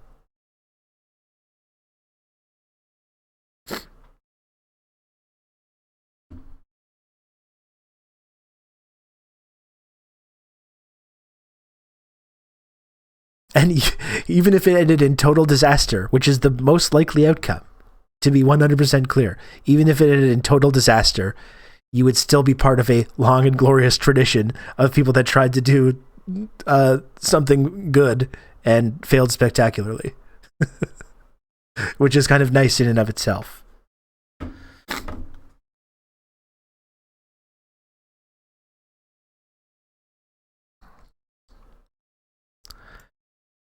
We wanted to be nice with them. The ruling class was anti-friendship triangle. Again, none of us want to have to be doing this. Least of all me.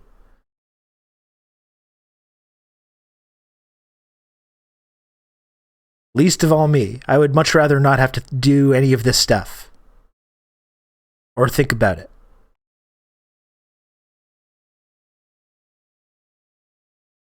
But if you watch this show and you think or talk about these concepts a lot, you're well aware that we're headed towards fucking just further decline, like in the West.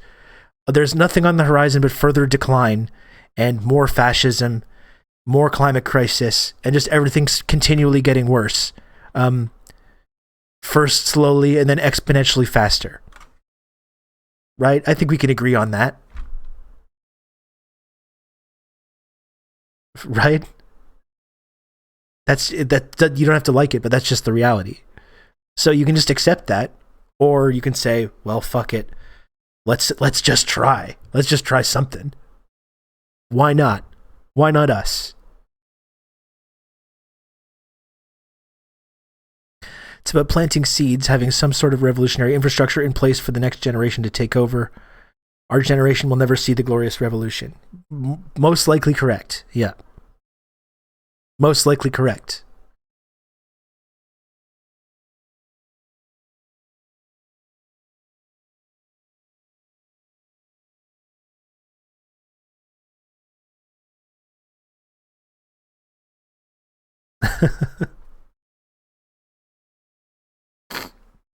I think people that don't think we need radical change don't understand the totality and severity of the situation. Climate change alone precipitates the need for radical action and change. Otherwise, the alternative, as the top climate scientists have said in the last IPCC report, is a completely uninhabitable planet. That's not even taking into account the atrocities that occur every day across the world under the imperialist system.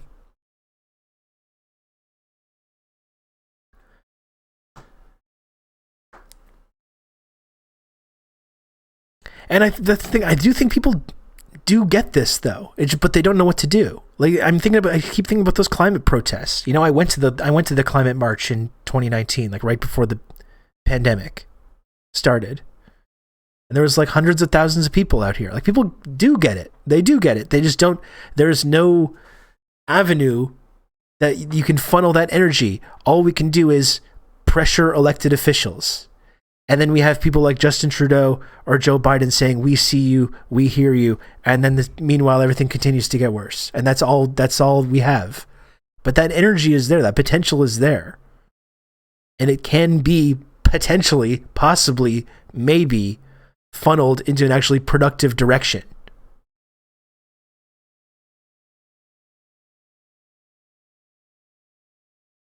They don't think better is possible. They think communism is bad or worse. Well, there's been a very intentional program of convincing people that better is not possible. And many people do believe that. Absolutely.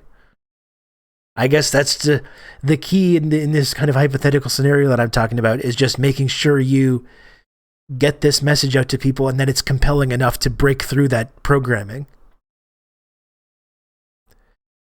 Thomas Sankara from last night's book club: you cannot carry out fundamental change without a certain amount of madness. In this case, it comes from nonconformity, the courage to turn your back on the old formulas, the courage to invent the future. It took the madmen of yesterday for us to be able to act with extreme clarity today. I want to be one of those madmen. We must dare to invent the future. I think it's a wonderful quote.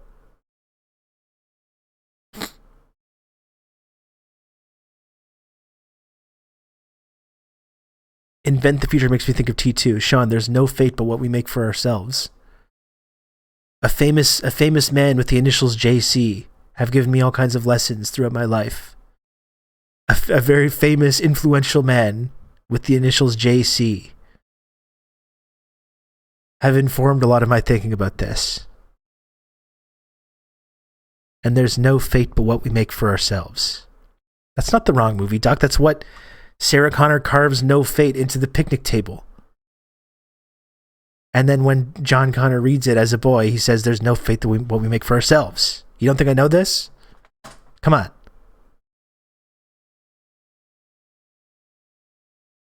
Come on, folks.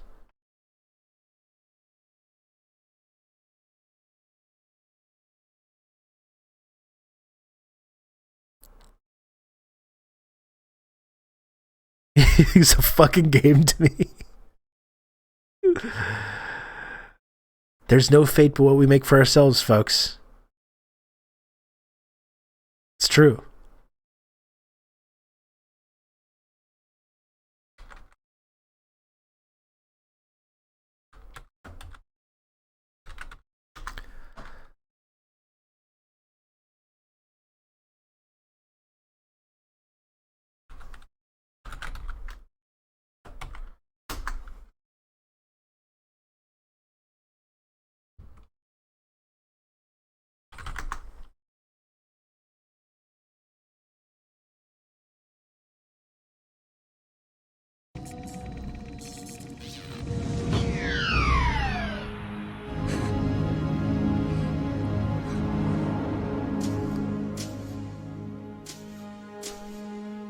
The unknown future rolls toward us, too.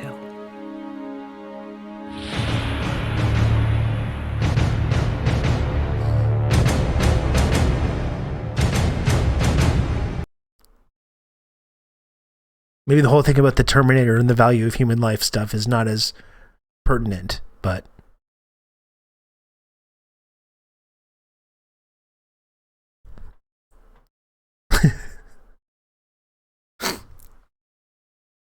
great soundtrack to that one.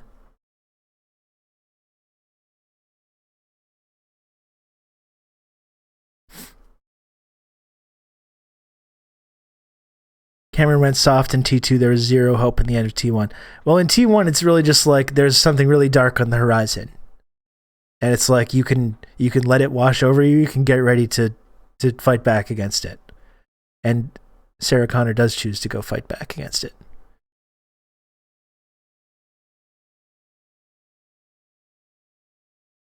The real Terminator was the friends we made along the way. It was inside us all along.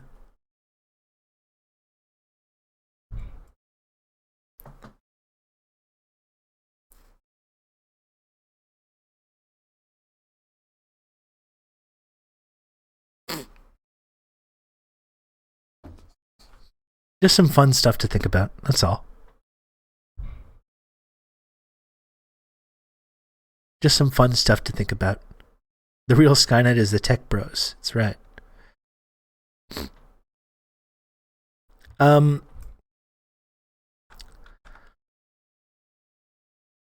I did want to take some time. Okay, I'm going to take some time to talk about. I'm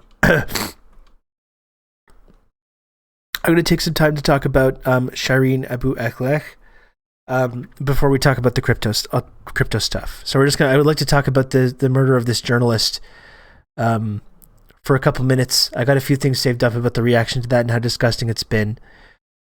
As always, this is always my takeaway when it comes to these moments, is the pointing out the hypocrisy in the way that, you know, people, part of the rules, the people, if they're part of the rules-based international order, the kind of formerly colonialist countries, the West, whatever you want to call it, we love to lecture people about human rights and press freedom. Those are two things that, like, we have decided are the things that really sets us apart from the hordes, the swarthy hordes in the third world and elsewhere. We don't have these authoritarian systems because we have press freedom and we value these things of human rights. And when you see just like these brazen depraved acts of violence on the part of Israel, our close ally, literally assassinating journalists, it just really, I think, exposes that for being just the total bullshit that it is.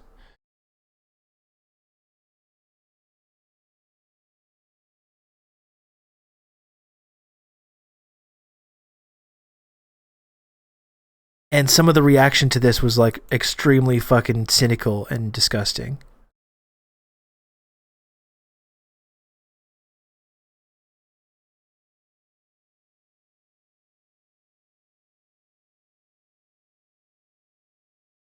Here's the U.S. State Department.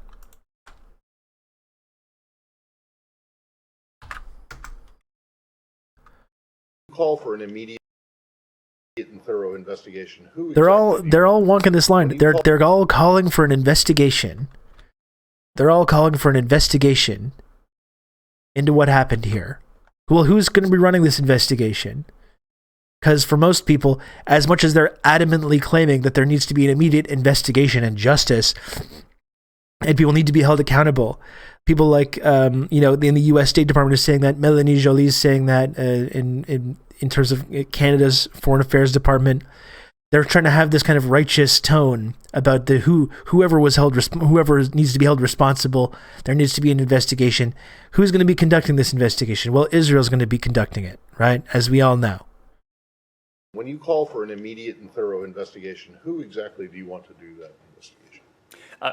It is important to us that those who are responsible for her death be held responsible, that full accountability be ensured in this case. Okay, but my question is not that. My question is, who do you think can conduct a credible investigation into her death that would be accepted by all parties, including the United States? Well, in this case, I'm not going to prejudge where any investigation may go. We've seen, of course, that the Israeli Defense Forces have already announced that there is an investigation. Oh, the IDF is going to investigate We themselves. welcome that announcement.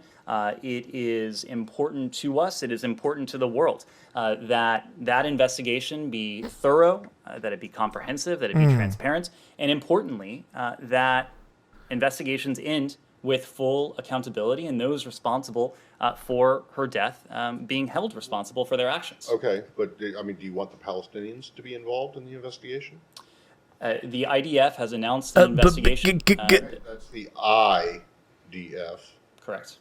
I standing for Israel. That is correct. So, do you trust the Israelis? Who's this journalist? The Israelis have the wherewithal and the capabilities to conduct a thorough, comprehensive investigation. Okay, Ned, turn over your wallet, please. I'm kidding. Ned knows full well what happened here, and he's just trying to cover it up. Really, it's a despicable position to take given that Shireen was a journalist who had been in that press room in the past with Ned asking him questions. Thank you, Sam. Really amazing, though, that we're going to trust Israel and the IDF to investigate this crime. And like Red Scaries were pointing out, the idea that, we don't know what happened here. There was immediate response to this from our colleagues that were there who have been extremely clear about exactly what happened. Right? We've got Melanie Joly here as well. Journalists must be safe to do their work, a right protected under international law. The news of Shireen Abu Akleh's death while she was doing her job is devastating. My heart is with her family and those that have followed her work. And again, no mention of how did this journalist die? She just died. Her death while she was doing her job. Just devastating.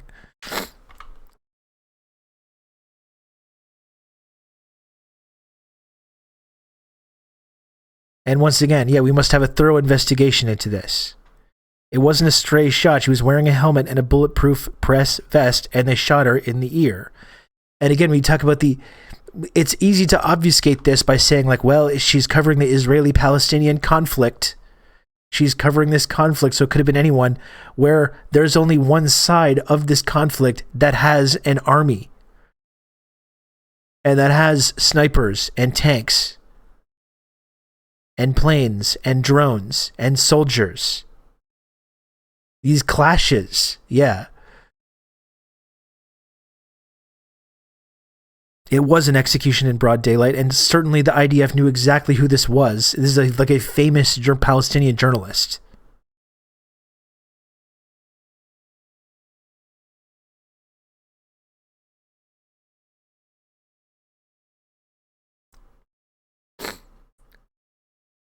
And so we just have these completely from people like Melanie Joly who love to lecture about human rights, about press freedom, about our amazing, our democratic liberal democracies that we represent, and how we uphold these like cherished values of press freedom.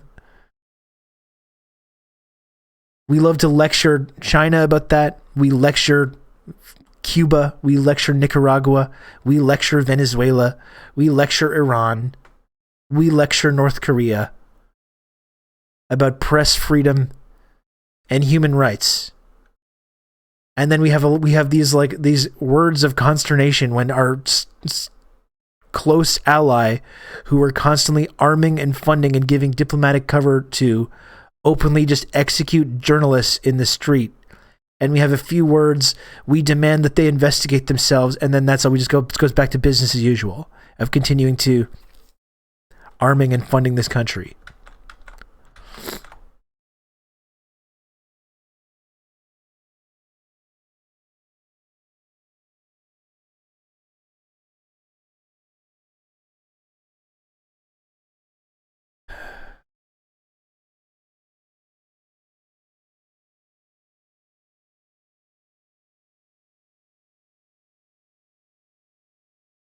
Here's Shirene's colleague. So again, there's no excuse for any leader or any media outlet to obfuscate what happened here. No excuse. You know, they all are saying, oh, there needs to be an investigation. We'll find out who is responsible. Clashes. There's zero fucking excuse to not be 100% clear about what exactly happened here. There's eyewitness reports. This has all been confirmed by everyone that was there with her that day. بس بدي احكي شيء انه احنا ما رح نوقف، يعني هذا الشيء اللي صار ما رح نوقف. يعني شيرين بالنسبه لنا مدرسه احنا تعلمنا منها من انا وصغيره، من انا بصف اول كان سيدي وابوي يجيبوني وقعدوني ويحكوا لي يلا شو بدك تصيري بس تكبري؟ قلت لهم بدي اصير صحفيه واحكي. شيرين ابو عاقله، الجزيره، رام الله، فلسطين. فاحنا كبرنا واحنا نتعلم من شيرين وبنشوف شيرين.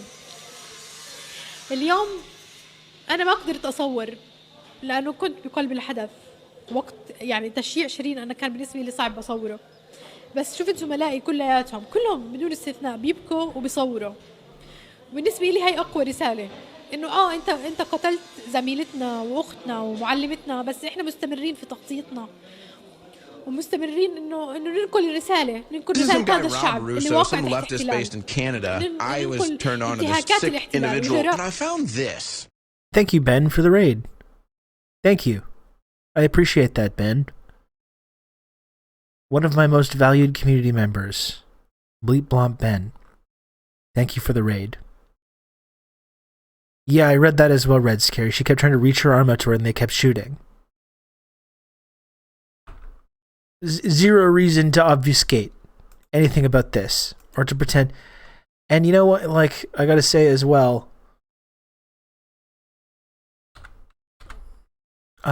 shit, what am I looking at here?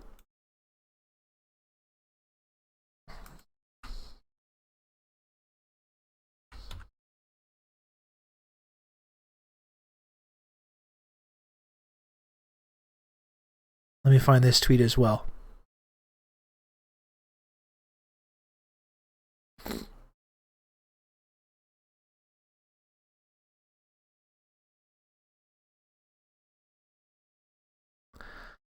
And look, this is like, I saw people praising Jagmeet from saying this. But again, and Jagmeet, to his credit, also has been okay on this issue. He's at least talked about the idea of cutting off arms to Israel, even though he's been also a failure in many ways, does not support BDS.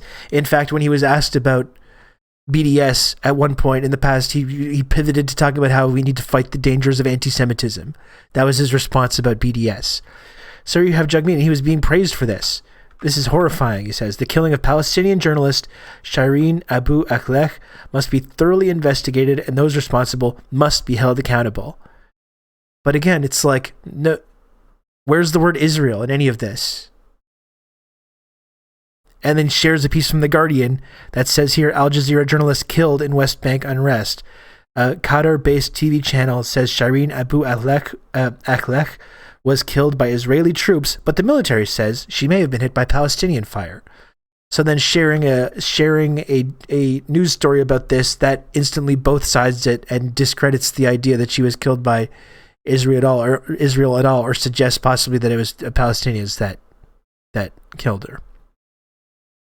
And that's, again, this is supposed to be our left flank. This is our left flank in our liberal democracy. Hello, Ellie. What's up?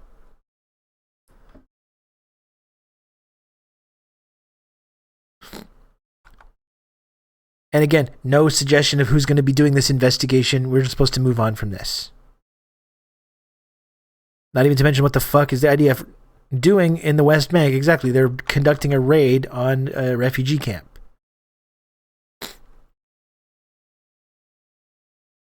And then, of course, we saw how the media is complicit in this. The way that these Zionist organizations are obfuscating this. Like this guy, Arsen Ostrovsky, international human rights lawyer. International human rights lawyer. The death of Al Jazeera journalist Shireen Abu Akleh is tragic, but anyone already blaming Israel only projects own bias. She died covering intense fight between IDF and Palestinian terror groups. Still early, but entirely possible she was shot by one of those Palestinian groups. And again, if you can see the video of this, and there's not some kind of firefight that's going on. There's not this firefight that's happening. That's not at all what this is. That is not at all what happened.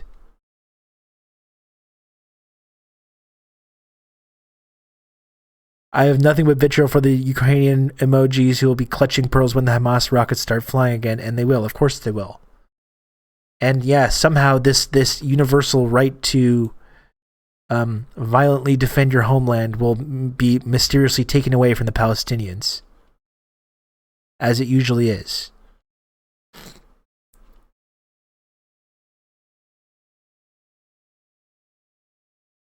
Here's Democratic majority for Israel. Just scum. Like, these people are just pure scum.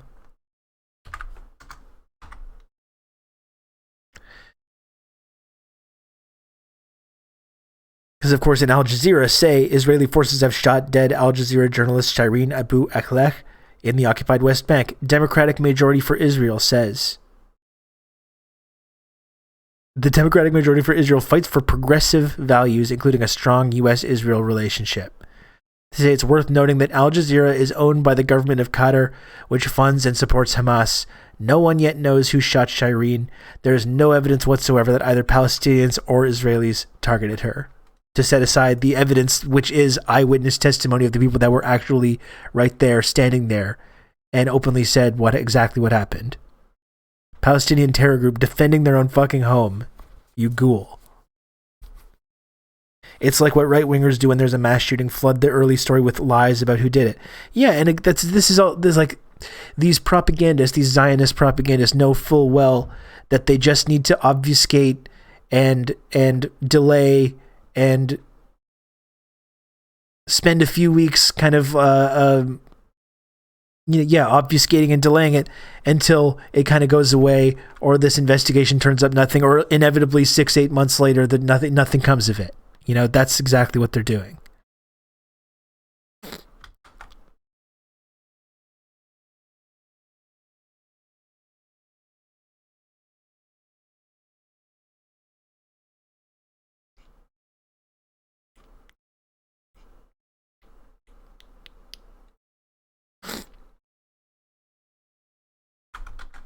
Of course, the New York Times.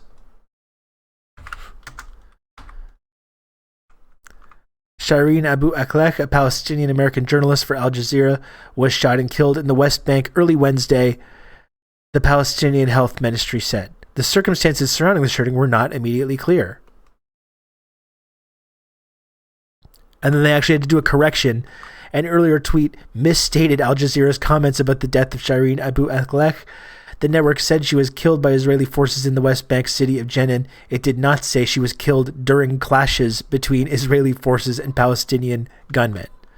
So they actually had to walk this back, because Al Jazeera was completely clear about this, about what had happened.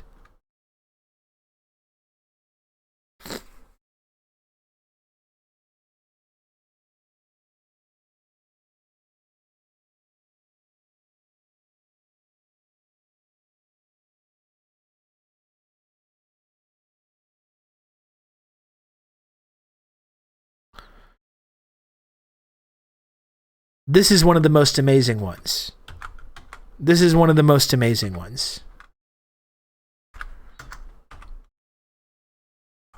Compiled by Davide Mastracci here. Forbes. Forbes had to delete this. Forbes had to fucking delete this. Shireen Abu Akleh, a well-known reporter, died after being hit in the head by a bullet, according to the Palestinian Health Ministry said on Facebook. She died after being hit in the head with a bullet.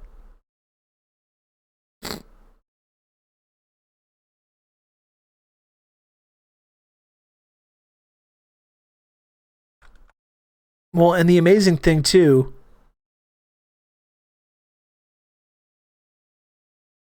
the NYT isn't used to other media outlets using clear and concise language. Yeah, that's part of it as well.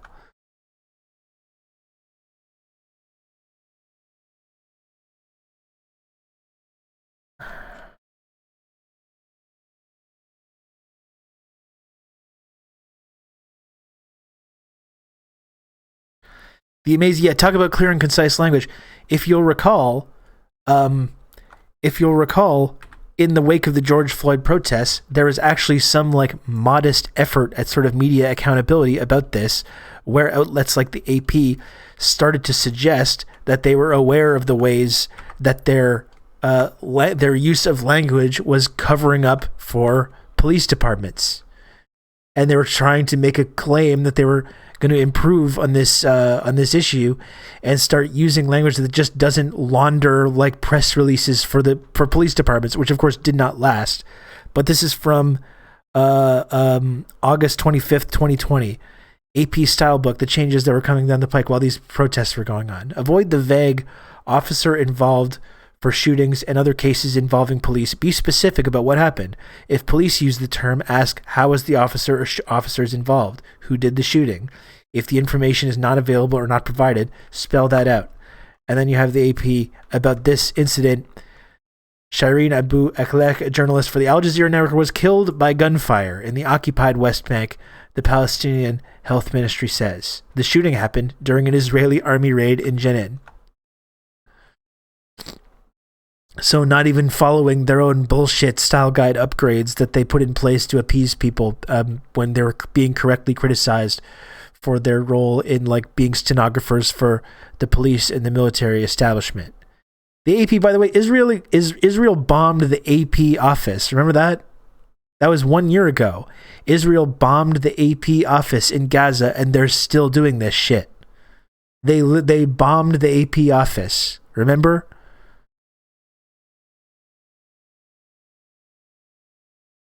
And they're still doing this.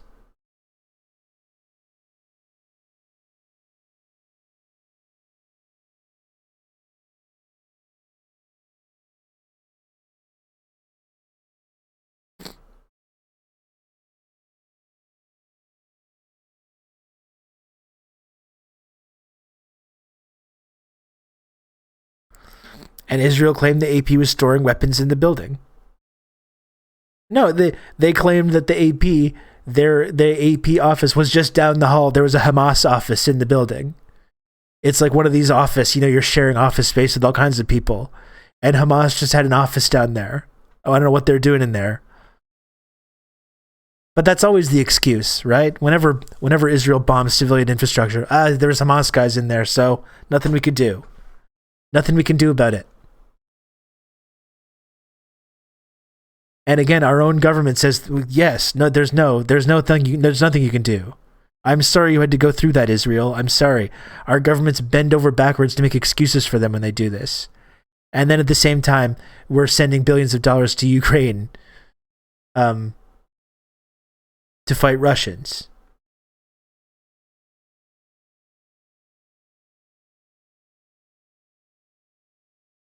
Thank you, Israel. You're my best friend. That might as well be what they say.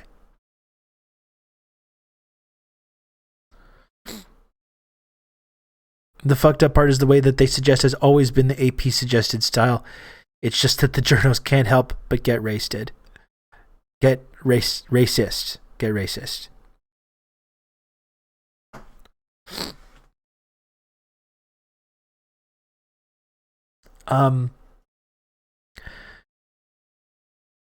So I mean, we always have to remember this incident and others every time we get our Western leaders getting on their high horses about human rights. About human rights and press freedom. I mean, I don't think we have to even do the thought experiment of what would happen if an American citizen was killed by Russian sniper fire covering the Ukrainian conflict.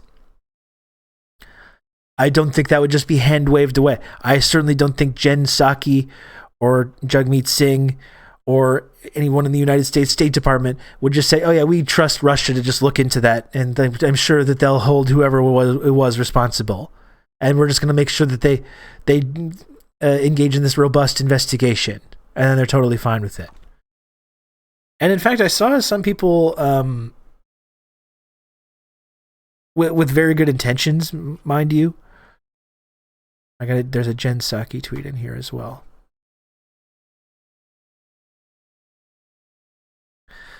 We're heartbroken to learn of the killing of Palestinian-American journalist Shireen Abu Akleh and injuries to producer Ali Samoudi today in the West Bank. We send our deepest condolences to her family, friends, and strongly condemn her killing. Again, not one word about no word. The word Israel cannot be found in any of these tweets. Shireen was a reporting legend, following closely by those who care about the region, and is mourned by all who knew her. Blah blah blah. It was just Press Freedom Day, which marked the role journalists play in the free flow of information, ideas, opinions, including dissenting ones, as being essential to inclusive and tolerant societies. It is heart-wrenching to see the killing of a journalist 1 week later. We call for an immediate and thorough investigation and full accountability. Investigating attacks on independent media and prosecuting those responsible are of paramount importance. We will continue to promote media freedom and protect journalists' ability to do their jobs without fear of violence, threats to their lives or safety, or unjust detention. Her death is a tragic loss and an affront to media freedom everywhere. So again, a lot of calls for investigation into this. No mention of, again, who carried out this attack. Zero mention of the word Israel whatsoever.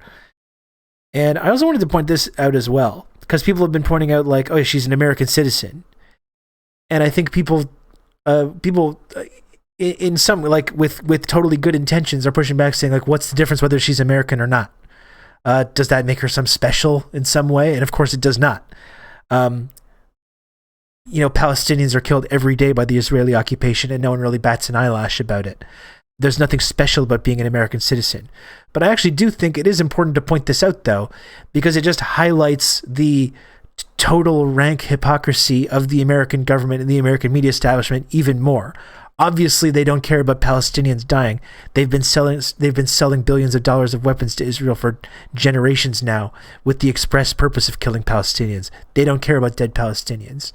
But ostensibly, you would think that they might have to at least pretend to care when American citizens are being arbitrarily assassinated by a foreign government, which is their close ally.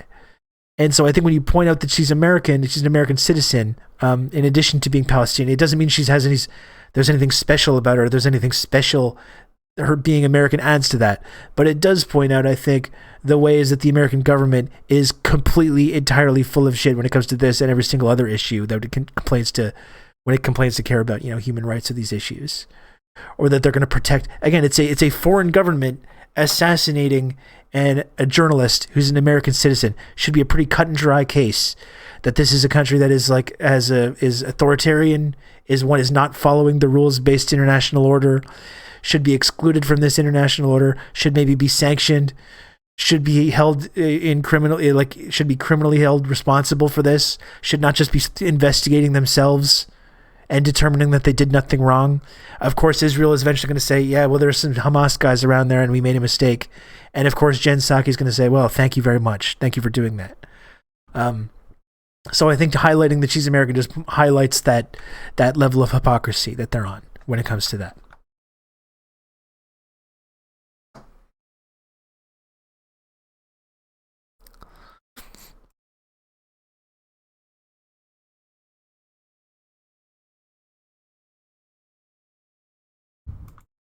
And of course, you're right.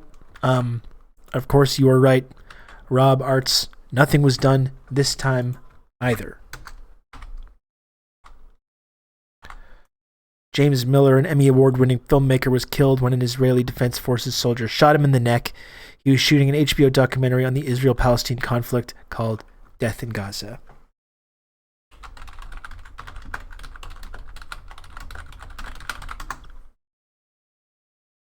Or nothing was also done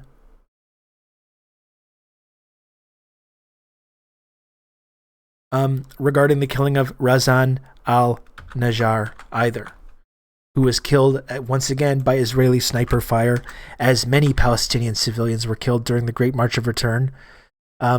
Defenseless, unarmed, approaching the what was described in the media repeatedly as a border wall in Gaza, which is, of course, not a border wall, considering Palestine is not a country. So there's no fucking border. There's not another state. So this border wall that these Israeli snipers were defending with lethal force against these unarmed Palestinian protesters was, in fact, a prison fence that they were approaching. And when this nurse was murdered as well, Razan al-Najjar, unarmed, someone who has dedicated her life to helping people, who was helping protesters that had been harmed and injured during this incident, was just openly assassinated by the IDF once again. And of course, nothing happened in that case either. No investigation took place, as far as I know. No one was punished. No one in our government made any effort to stem the endless flow of money and weapons into this country. Nothing happened, just as nothing will happen in this current case either. And we're still going to have to listen to political and media figures in the West continually lecturing other countries about our sacred values of human rights and press freedom.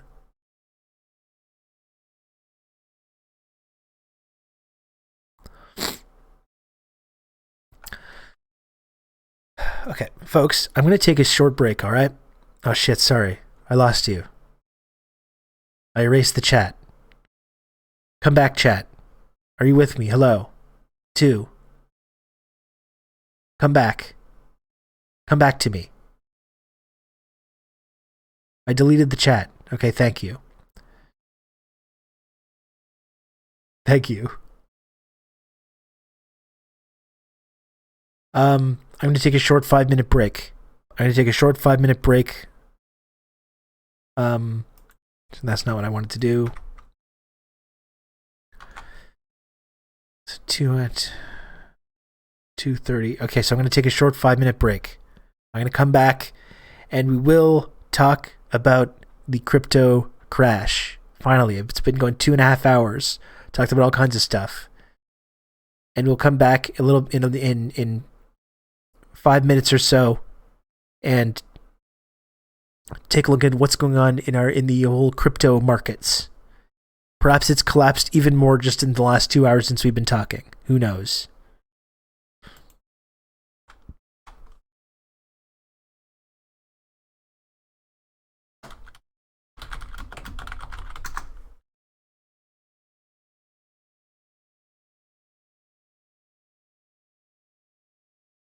Like a playlist of scenes.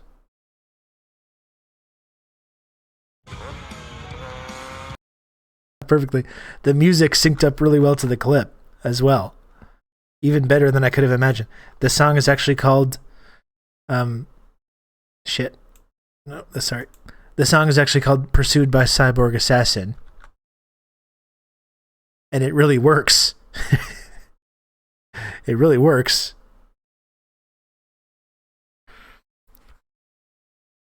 Love the little visual gags like that. That whole scene is awesome too, because like I don't know if our memory has been colored by the legacy of the movie and everything, but like if you had just walked into that movie in 1992 knowing nothing about it and only having seen the original, up until that point in the movie, which is like a good 30 minutes into the movie, you still think that Arnold is the bad guy again, and that Robert Patrick character is there to like protect the kid.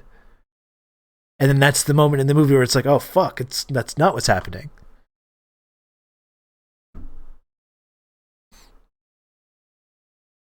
James Cameron loves those little storytelling little tricks. He loves the fake ending too.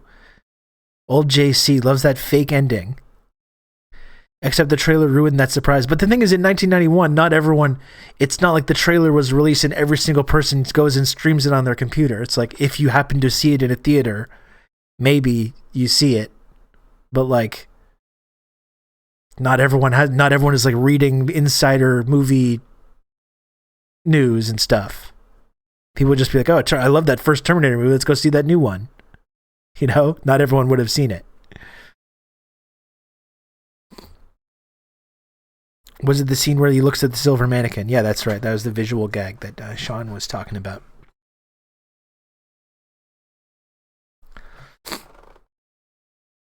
Anyway, great flick. Great flick. One of the best. We don't need to get into the T2 discourse again. That got a little heated last time.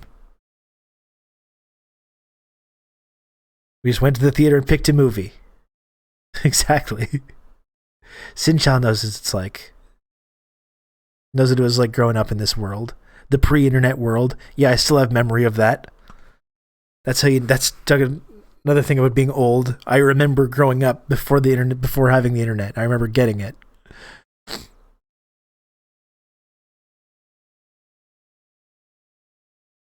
That's how you can trust me.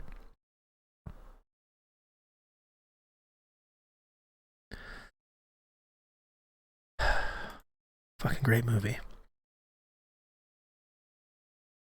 And yeah, J-Bon, I'm glad you like the music. I'm going to release the music eventually, okay? Eventually I'll release the music, I promise. I keep talking about doing it and not doing it, and that's on me. I have to get it mixed, though, and which is both expensive and time-consuming. Which is the one thing that's preventing me from like releasing it for wider consumption.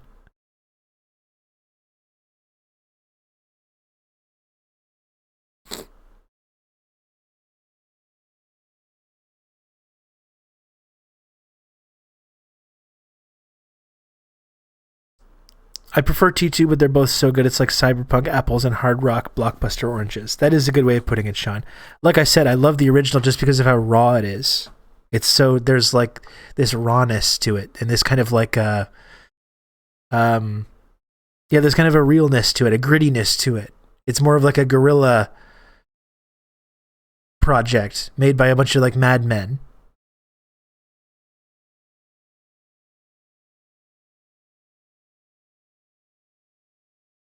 Yeah, including the tech noir. I have a couple of songs on my album that have been heavily influenced by Terminator. Same with Alien versus Aliens. Very true. Yeah. James Cameron is great at those sequels.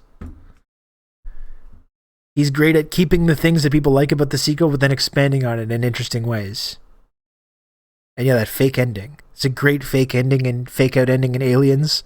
One of the best ever. And there's a pretty good fake out ending in T2 as well.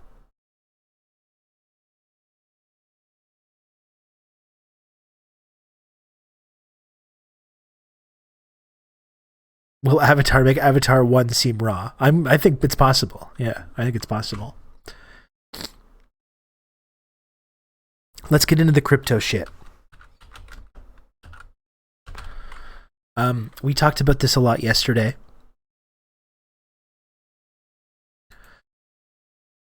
A couple more things to take a look at today as we see this ongoing death spiral in the crypto community. Yesterday we talked about Luna and the stable coin. Of course, these stable coins, they're supposed to be stable.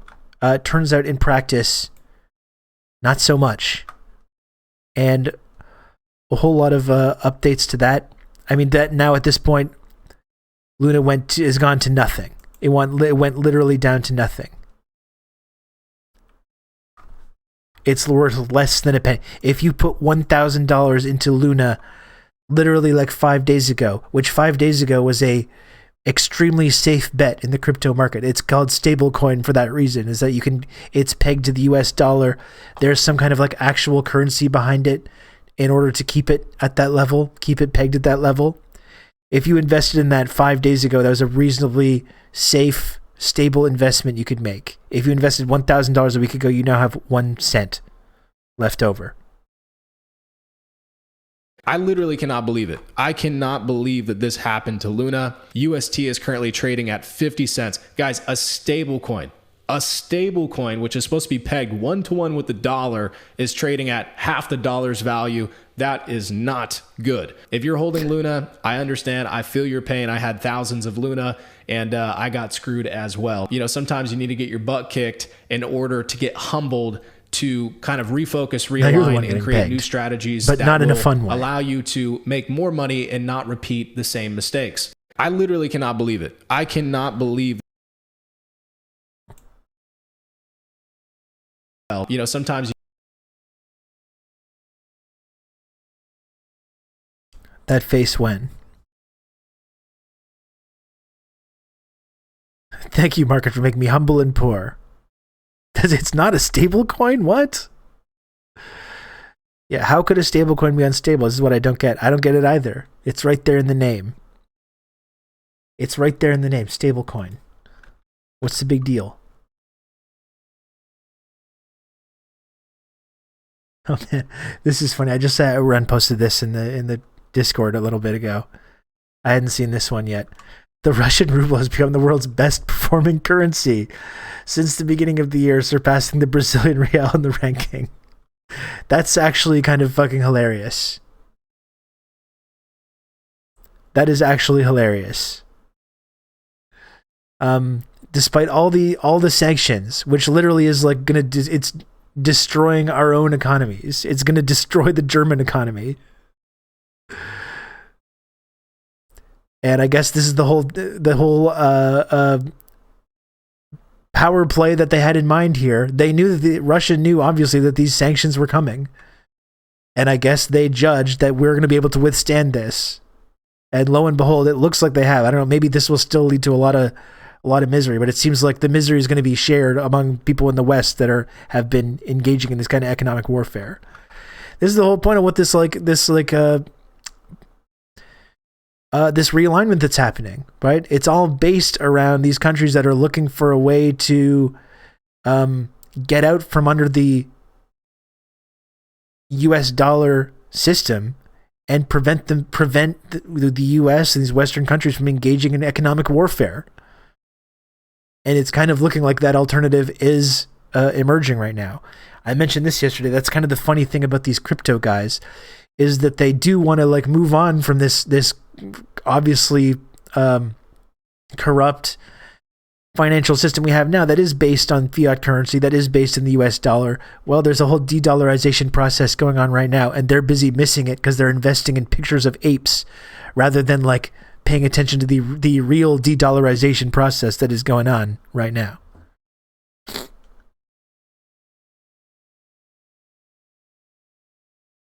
This has all been accounted for. That's what they said, isn't it? We didn't believe them. I know Sin Chow believed them.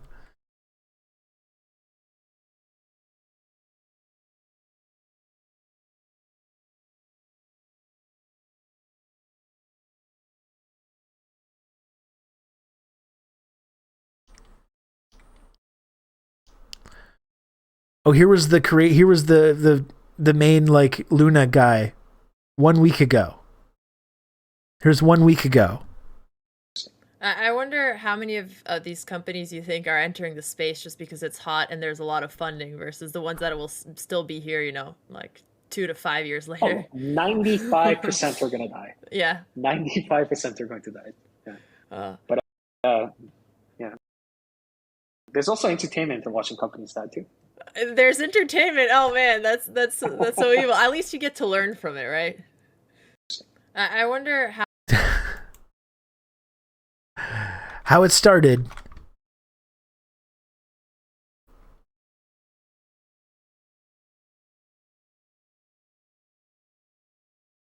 Hold on. Sorry, just give me a moment to get the punchline correct to this. How it started, how it's going.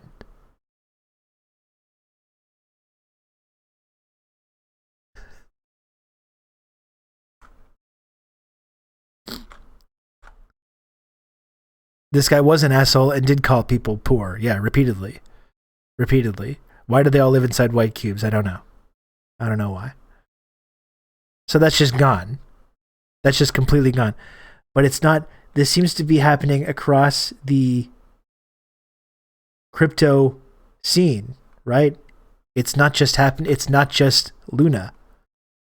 Bitcoin as well is supposed to be the big stable one. And it's funny too because I think this is just for a few hours. Yeah, Bitcoin on the way down though, which is so much of our economy is tied into that.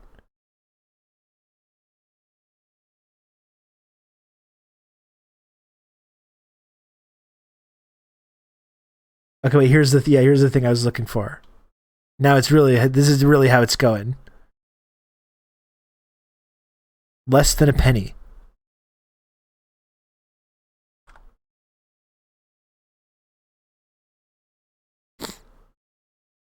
Was reading the article also the tech companies hurting will be for the rest of the year.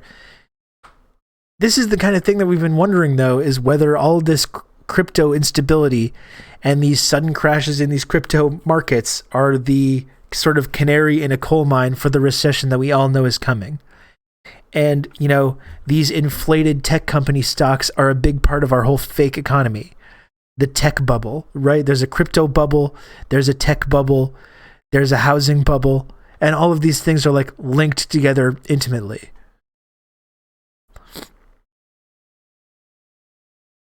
What's happening with Tesla stock since they invested so heavily in BTC? And Tesla stock is also a central building block of our fake economy as well. Yeah, and getting into El Salvador, who have actually tied up public funds into this shit.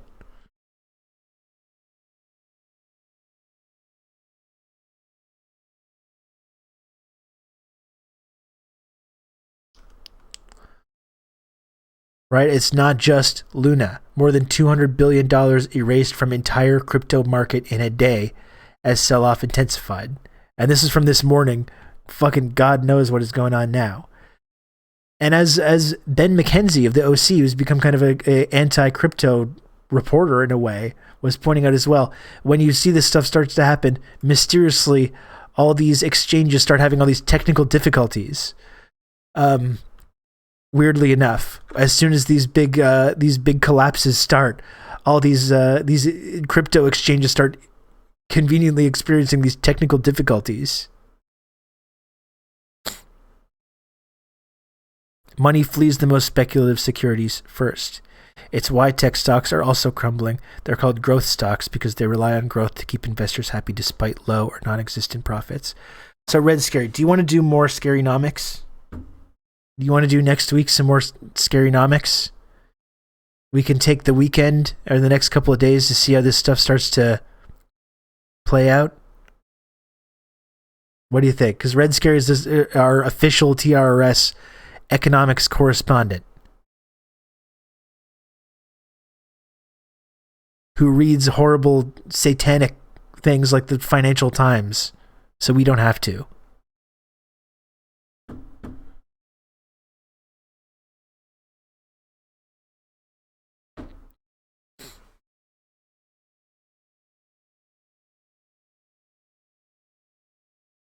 The dark arts, that's right. Well, that's it, because we all know that economics, as much as these like economics bros obfuscate and use this kind of like language to intentionally make it impenetrable to people, we all know that it's not a science and it's more like a religion, right? And it's more based on complete fucking bullshit than any actual science. But it helps to at least understand what these mystics, these robe-wearing mystics that determine this stuff, what they're saying about it. And Red Scary is our interpreter who listens to what these folks say and reports back to us in easy to understand language.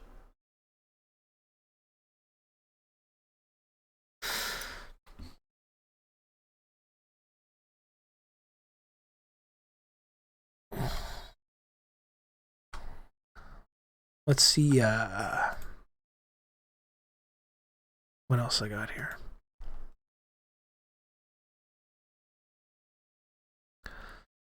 I mean, we could watch that thing with that guy with his gains.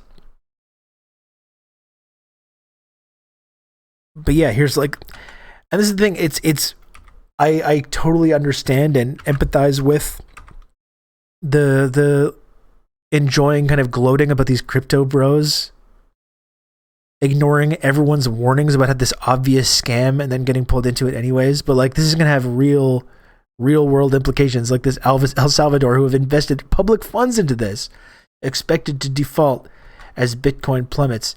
And meanwhile, this motherfucker is just the president of the country, Nayib Bukele, I don't know how to pronounce his name, is literally planning some utopian crypto city, which in this model here is like carved out of fucking gold. This is May 9th he was talking about this. They've created this gold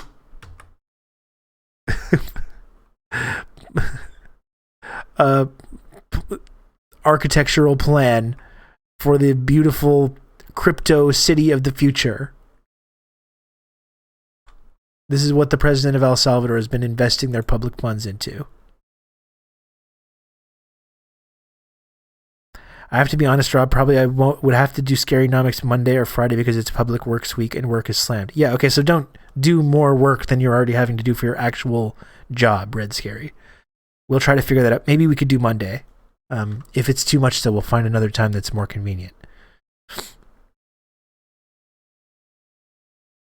Akon was building a crypto city in Africa too. I did see that. Akon needs to be doing less crypto, more Belt and Road Initiative, if you ask me.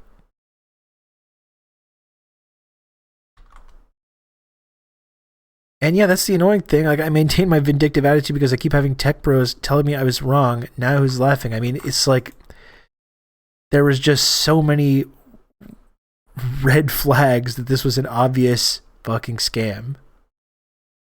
And here's the question, though. Here's the question is whether this volatility in the crypto market is a sign of this coming recession. And these big tech stocks all seem to be collapsing as well. So I think all of these things are kind of linked, and there are some significant signs. I know we've talked plenty about how it's been like, it's felt like the global economy was on the verge of total meltdown for a while now, at least since the beginning of the pandemic. You could argue since fucking 2008 it's felt like that, but now it's starting to really, really feel like it.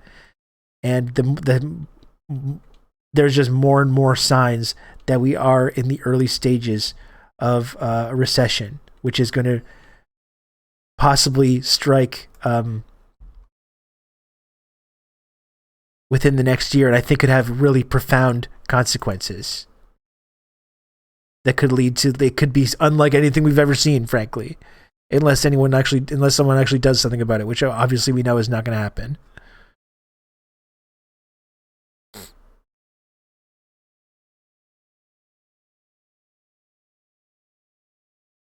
The Gold City is funny, but El Salvador is going mask off fascist, and it's scary. And a country that's been through horrors, right, as a result of Western imperialism. What's happening in El Salvador is terrifying, and we should care because it matters, and it will inevitably affect immigration. About a month and a half ago, the Salvadorian government declared a state of emergency and suspended civil rights guaranteed by the Constitution. Among those suspended rights, freedom of assembly, right to be informed of the reason of arrest, right to legal representation, requirement to take a detainee before a judge within 72 hours.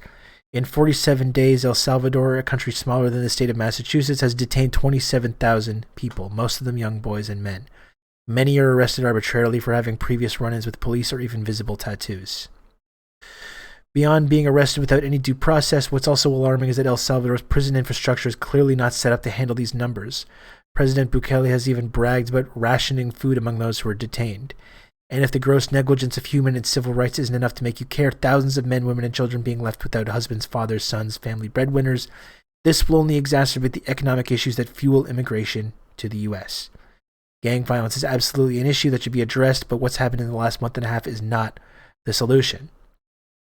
As we know, MS-13 started in the El Salvadorian prison system.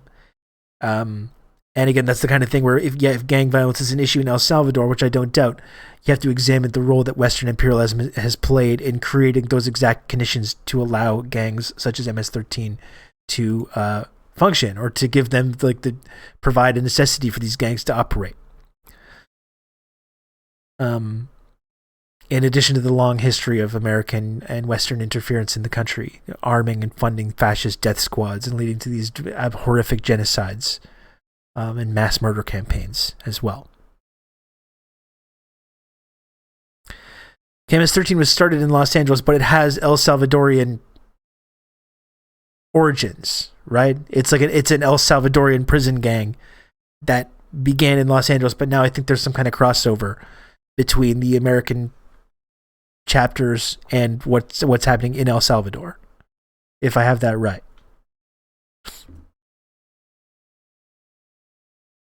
Look at Sri Lanka, who's facing economic collapse as well, where shit is also popping off. Yeah, all warning signs.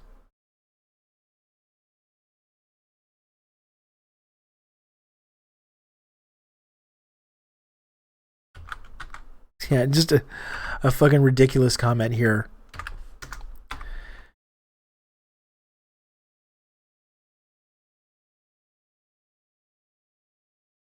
Ken says, thinking about the obscene amounts of money celebs like Matt Damon must have made during the pandemic, one of the largest upward transfers of wealth in decades, and how they chose to hawk crypto. And Dean DiMartino yesterday said crypto created one of the largest downward transfers of wealth in decades. You just missed it. I'm going to need a source for that claim. Again, it's not wealth. If you can't take it out of your bank and convert it into currency that you can spend on goods and services, it's fucking meaningless. It's just a number. If you can actually use it to buy food with, then what good is that? How has that helped anyone? How has that been a downward transfer of wealth? It's the wealthiest people have made out like bandits from this whole crypto feeding frenzy, and average people that tried to get involved to make a quick buck or end up as part of a get rich quick scheme have gotten completely fucked.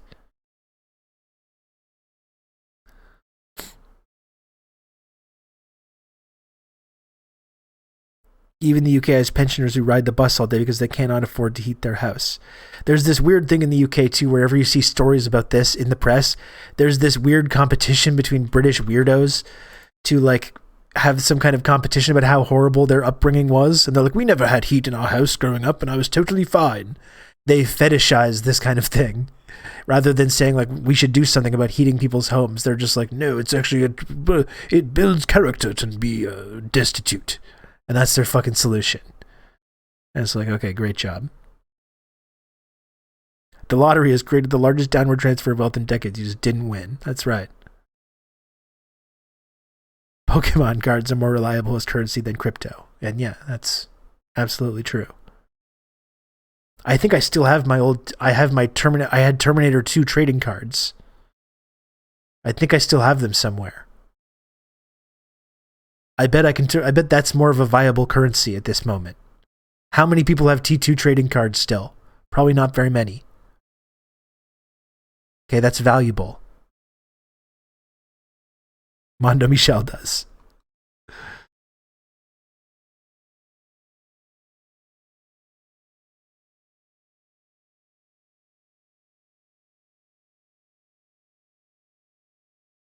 Can retire on those cards alone. That's right.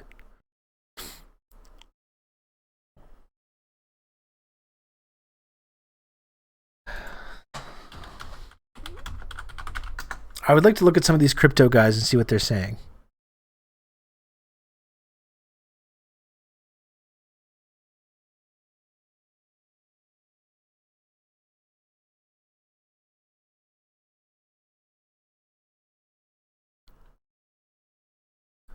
This is from 8 hours ago.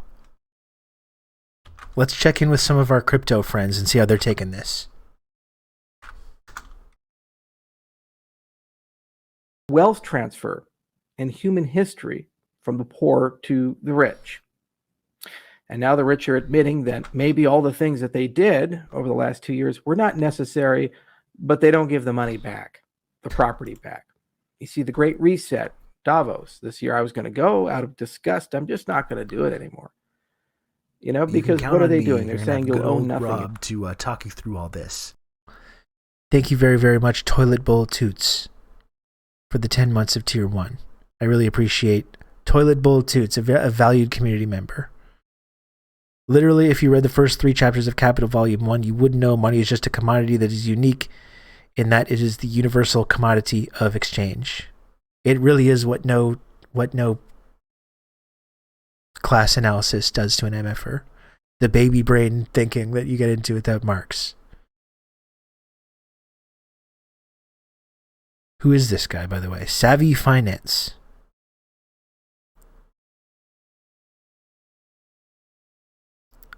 Charles Hoskinson reacts to crypto crash. This was planned.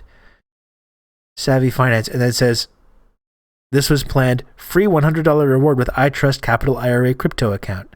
Copy crypto experts and earn 153 welcome bonus using our link.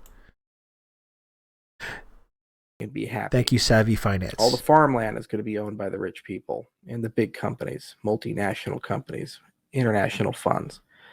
All of the supply chains run by a small group of hyper-consolidated entities that are transnational. Don't give a fuck about the little person. The retail side.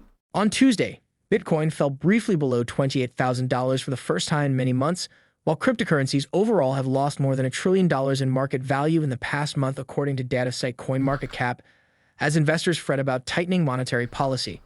Cryptocurrencies fell with stocks after the Bureau of Labor Statistics reported consumer prices for the month of April jumped 8.3%, which was slightly higher than expected by economists polled by Dow Jones. That spooked investors, leading them to exit risk assets, including crypto. Cryptocurrencies remain highly correlated with the S&P 500 and, more recently, the Nasdaq Composite. The crypto market has been under pressure for some time. Now the Fed keeps hiking, so equities keep going down and crypto's been going down along with it. Generally, that's created a lot of fear in the market. This is the second time in a week Bitcoin has fallen into the 29,000 range. Analysts have called $30,000 a key level for the largest cryptocurrency by market cap and said it could fall even further if it can't hold there. Charles Hoskinson has reacted to the crash and wants you to wake up. In a Twitter broadcast on Tuesday night, the Cardano founder and Ethereum co-founder warned of a dystopian future brought on by hyperinflation and governments just printing money. The CEO and co-founder of Cardano published a YouTube video on his Twitter page recently titled A Few Musings. Hoskinson starts off by delivering somewhat of a reality check on the current state of the global money system and says that the world economy is not healthy. The world economy, Hoskinson warned, is not healthy. And the ongoing crypto crash where total market cap has plummeted more than 10% in the past 24 hours, according to CoinMarketCap, has shined a light on the divide between institutional investors and retail investors, the latter of whom, in Hoskinson's view, are using crypto to try to opt out of a global system that's unfair. Charles Hoskinson shares a lot of brilliant insight, and his video has inspired a lot of crypto faithful to hold the line and keep the faith, as indicated by many comments in his video. There's still hodling, we enjoin folks. all our viewers to watch this video and get some motivation from what he said in the video. This is a difficult time for all crypto investors, but a smash on the like button will definitely be a very nice gift for the Savvy Finance team, and that can possibly make our day here. Just wanted to make a video about some musings of the recent events of the markets and the industry. I've been in this space. They kicked him out of Ethereum. Okay. And I remember Bitcoin before it was $1. And then going the fact that he exists shows how unhealthy the world economy is. Yeah. Then to 80, then to 1200, then down to 250 again, then up to 20,000, then down to 4,000, then to 64,000, and now we're in the 30s. And I remember all the events: the collapse of Silk Road, the collapse of Mt. Gox, all the various interesting ventures throughout the years, like Mastercoin and Color Coins, and a litany of other things and concerns. And no matter where I go, what I do, it always amazes me that there's this constant rhyming of the attitude. So the old guards, nothing phases us anymore. We've seen everything twice just to make sure we didn't miss anything. The new people, the minute that something occurs, like, for example, the collapse of a stable coin or the collapse of BitConnect or these types of things, then they say, oh my God, this is the end of crypto. Everything is over. Oh, we're all going to die. The markets are over. This is copium, isn't it? What's happening right now is there's over $300 trillion of institutional money floating around the world looking for a home. The last 20 years in particular, there's been a hyper acceleration in the printing of money. This is what Ron Paul was talking about, all the Austrians were talking about, and nobody really listened to them. America went from $4.5. This is why our answers are not in libertarian bullshit. Libertarian bullshit cannot deliver us. The prospect of a 3% interest rate out of the insanity of this economic system. Your debt. This is not healthy. The world economy is not healthy, and there's now the biggest division ever between the retail investor and the institutional investor. The institutional investor, they have basically a mandate to go and push somehow, some way with their trillions of dollars under management. All the B-roll is funny. Returns. Now, 10-15% returns on top of inflation of 20%. They're doing all kinds of monkey business and shenanigans. Why is it your homes are getting so expensive? Well, because the BlackRocks of the world and the massive private funds of the world are going and buying regular, everyday 3-bedroom, 2-bath homes through big aggregators. And you wake up and you see a $250,000 home become $500,000. Again, it's all of this is what lack of class analysis does to an MFer. It's like they can't. If you want to know exactly why this economic system is unfair and why all this stuff is happening, all the answers are there. All the answers have been written about. Marx has the answers for you, but these people don't. These people want to reject that. They have no interest in learning about Marx. So they reach for this fantasy land bullshit. If we just inject a bunch of wishes and fairy dust and pixie dust into this fake monopoly money, we can overcome this corrupt system and these ruling elites, rather than just taking the basic step of understanding Marxism.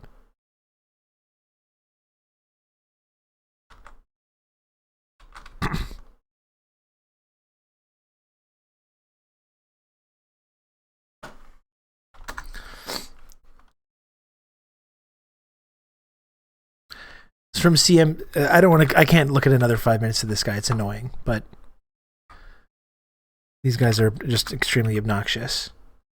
I think there's a massive rip brewing right now, and I think here's CNBC earlier today. A couple of things that you have to pay attention to. And by the way, if you're not like a full-time trader, you should not be out there trying to do this because of just how treacherous markets have become. There is no trend. It's very, very choppy.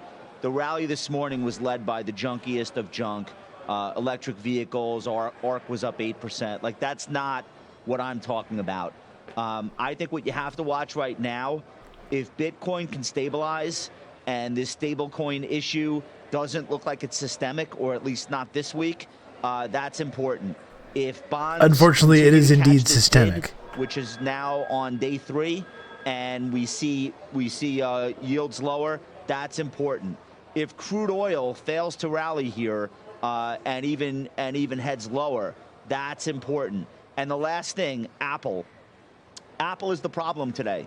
It's very rare this year that anyone's been able to say that. But when you see something like you see Amazon up 3 or 4%. These are all signs. All this shit is linked, folks. All these signs. Again, we don't typically see that type of market in 2022. But if Apple are we at the top of the roller coaster right now? If those things, it's just that moment right now, you know, right? We could have a 1,000-point Dow rally. We could have a 3 or 4%. Right when you tip over, doesn't it feel like that? Given how oversold we are, that doesn't mean the bear market's over, but these things doesn't it feel like that every once in a while? So that's what I'm paying attention to. Once again, Bitcoin stabilize and the stable coin things stop being an issue. Or just stop being an issue. Yeah, oil down, no problem. Bonds higher. Those 4 things, if they fall into place today, tomorrow, you're going to get a really big rip here in the markets. Do what you will with it, but that's how I see it. I gotta say, John, I mean, Josh makes some great points here, and they're being, let me say, echoed by some of those that I speak with on a fairly regular basis. The CEO says, hold on. Who are growing quite concerned, I think it's fair to say, about what's happening That's in the crypto fair, market. And the amount of wealth destruction that has happened there. I mean, we're talking like $800 billion or so in a month, 4 to 6 weeks. A lot of which, Doc, has come from 25 to 30-year-old people. The copium is insane.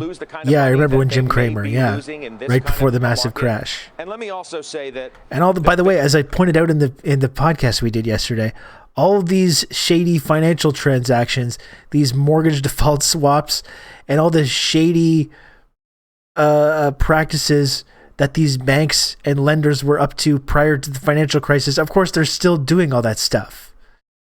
Right? None of that has stopped. Outside of this whole crypto system. The concern is about how's our housing market doing kind of again? Dislocation in any asset class. There's ripples to it, and we just don't know what those are yet. And some of the smartest investors that I talk to are now calling this the no mas market. No more, because they don't know what's happening under the surface with crypto. They're not sure how to read what's happening in the bond market nor the stock market, and are confounded by the same things, Doc, that we talked about at the top of this show.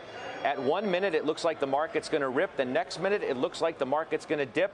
And I don't know what in the world's going on, so I'm out. No It's the mas. bumpy plateau, folks. But I need to live mas. Well, as Josh said, the junk was what was. This looks like a trustworthy fellow. Scott, junk being like GameStop. You don't trust your guy with this? Trust this guy with your funds? Of course you should. Look at this guy. It went to 108, believe it or not, on just this frenzied buying out of the apes again, because I can't believe anybody else is diving into this one, Scott. But totally not from an evil alternate reality. No. I don't disagree about the possibility of a rally. I don't know that we're there yet. I was talking with Patty, our producer, about there will be no rally. The Mike Wilson John, there's no call rally. 3,800 to 3,850, and we broke through 3,900 today and got very close to Michael's higher end of that call. But I haven't seen enough of the despair. To your point, Scott, there are ripples that are felt when you shave $500 billion. I love the entire system is just mumbo jumbo and no one can puzzle it out. No different from reading tea leaves or whatever. No, it's exactly it's a religion. That's all. And the only people that can explain it to us are the monks of that religion that have studied it. And they assure us that they understand all these concepts that are for our mere mortals can't wrap our minds around. The junk is what was ripping. There are still junk corporate bonds selling 70 cents on the dollar at 10% interest. The UST. But I think overall, we are seeing some signs, and that interest rate picture, Scott, that's one that I drill right in on, because you and I were going to talk yesterday, and then, there was a lot of interesting things to talk about. I learned nothing from Dr. Strange. TLT. That is one where we've seen the Fed's interest rates are going to destroy zombie corps, and I suspect there are more zombie corps out there than the Fed estimates. So that means people are willing to bet 42,000 of those trading yesterday that the June 118 strike. We got there today like that. We went from 116 yesterday to 118.77 today. And when a bullish engulfing candle shows up twice in a week, Monday and again yesterday, which is what our technician, AJ Monty, says, I got to believe that his call to 123 might be accurate. What the fuck is he even saying? Great question. That's going to be a lot of great drive for the market. People will get a little more sanguine about things rather than scared and desperate about things. Yeah. But Doc, John, TLT is HODing right now. Yep. I think you're right, Josh. We're like. Yeah, and I'll give you a comparison. It's in the mooch. March of 2020, Scott, when Bitcoin got down to about between 4,000 and 6,000, there was $70 billion lost. And so just think of the magnitude of what we're talking about now. It's an $800 billion correction. But I think just one of those corrections, which happen all the time now. This is decentralized. You don't have any systemic risk. Secretary Yellen more or less said that this morning. And I just want you to imagine that kind of hit to the banking community, how dramatic that would be. Nothing could sound faker than this. As a person with a brain, I know this is not real. Thank you. Of decentralization being what I would describe as less fragile than the core system. Now, having said that, this is. Go ahead.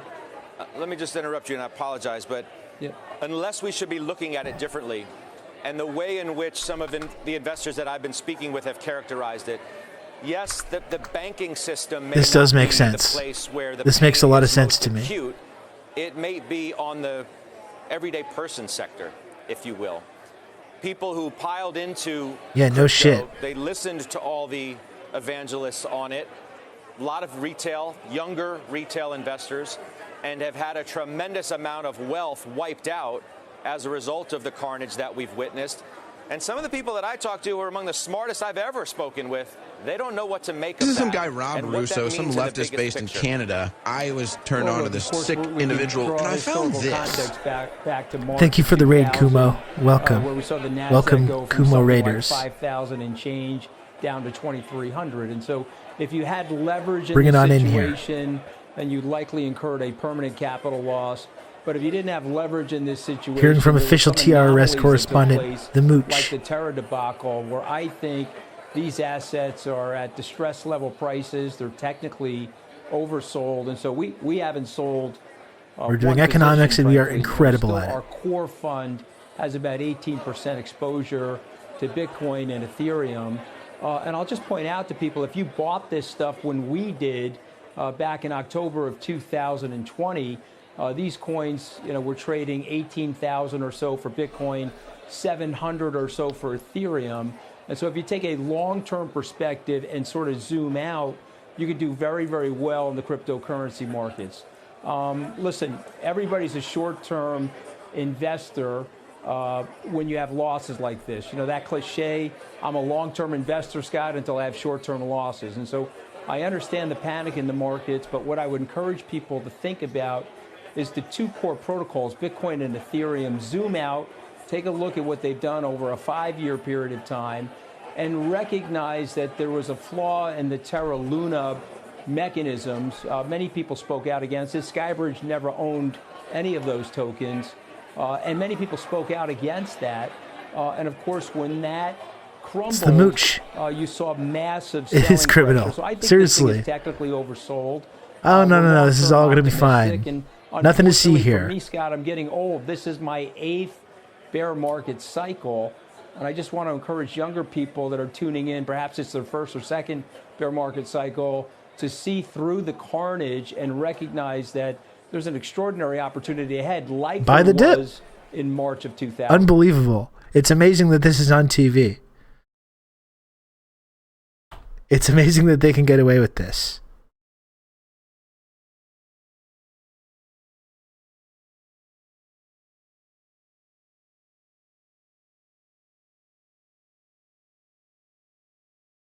Oh, by the way, I just wanted to look at one thing. Yeah. One thing I was hoping to wanted to take a look at.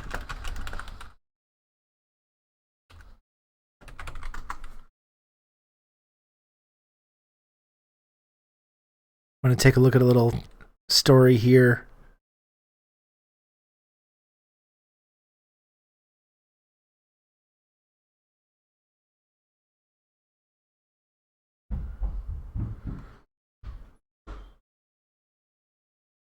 One more thing I wanted to show you here.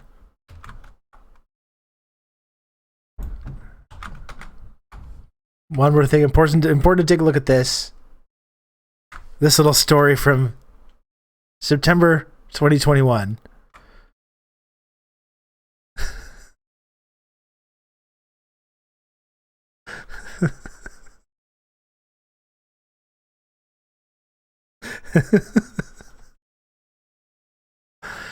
Yeah, buy the dip equals bail me out, please. Yeah.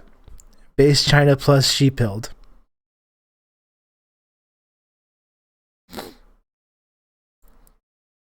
Sometimes you do have to hand it to them.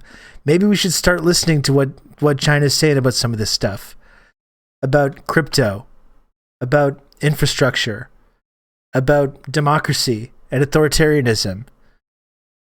About development in the global south. Maybe we should start actually listening when they talk about these things rather than saying, China bad. China bad. Maybe we should start actually paying attention. We might actually learn something. Imagine that. Imagine if we just paid attention, we might learn something from one of these from this country. Seems like they're kind of on the right track on a number of levels here. Maybe we can start paying attention to some of that stuff.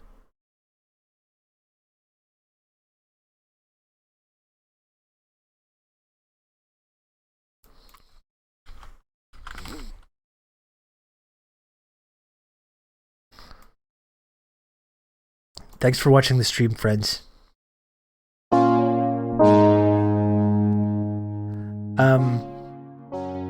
Again, I'm not sure because my kid is sick. I don't know if he'll be in school tomorrow. I don't know. I'll be back tomorrow. I'm not sure when.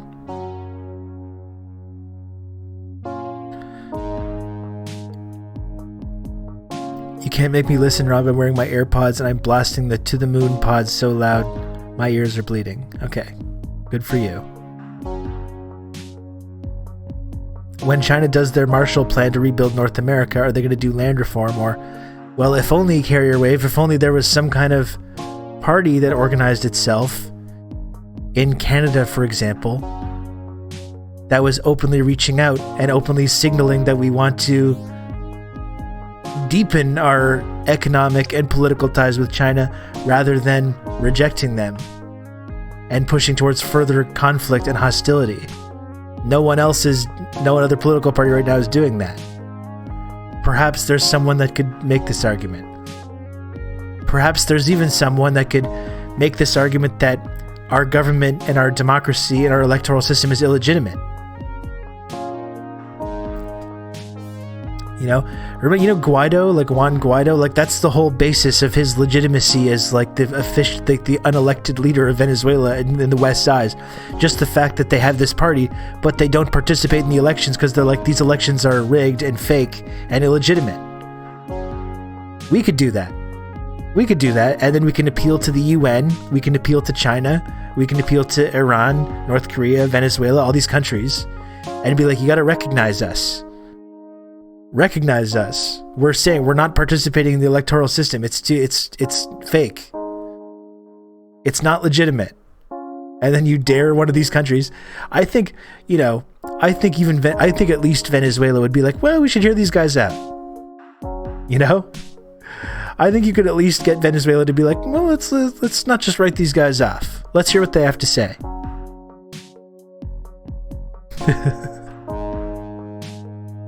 Oh my goodness. Whoa. Okay.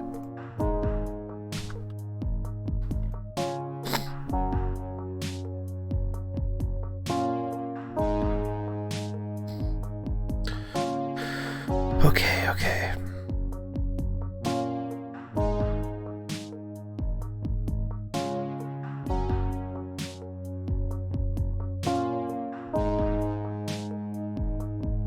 Where are we raiding here?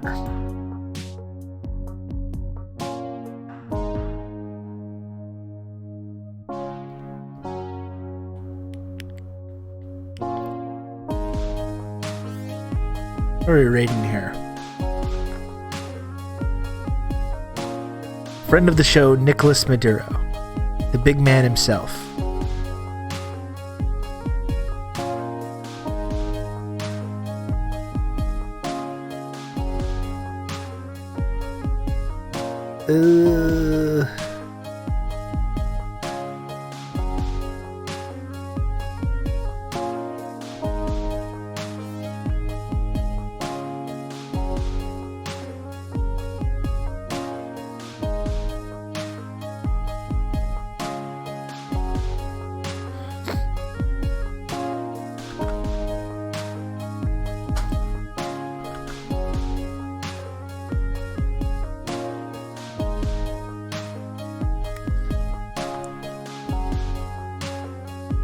Yeah, we've got Liv, Keffels, Bloodberry Tart, I think are the main possible targets right now for a raid.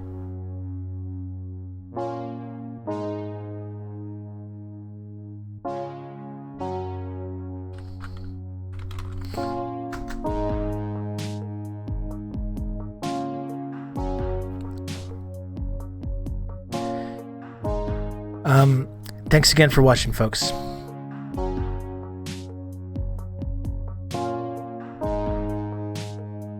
Okay, I'll be back tomorrow, not sure when, but I will be back. We'll talk more about this stuff. Join the Discord server. Again, if you're not in there, join the Discord server, very important. Tonight, I know Doc Hollywood is going to remind me of this. Tonight at 9 p.m., Doc Hollywood's personally curated film series, Kino for Comrades, continues with the film Medium Cool. We'll be screening in the Discord server this evening at 9 p.m. Join the Discord server. All kinds of wonderful stuff going on in there all the time. Really, really great community that has formed around this channel. And the Discord server is where that lives when this channel is not broadcasting, and even sometimes when it is broadcasting. Sometimes they even do counter programming to this show. And figure that out. I don't know. I'll talk to you folks tomorrow. Thanks for all the support. I love you.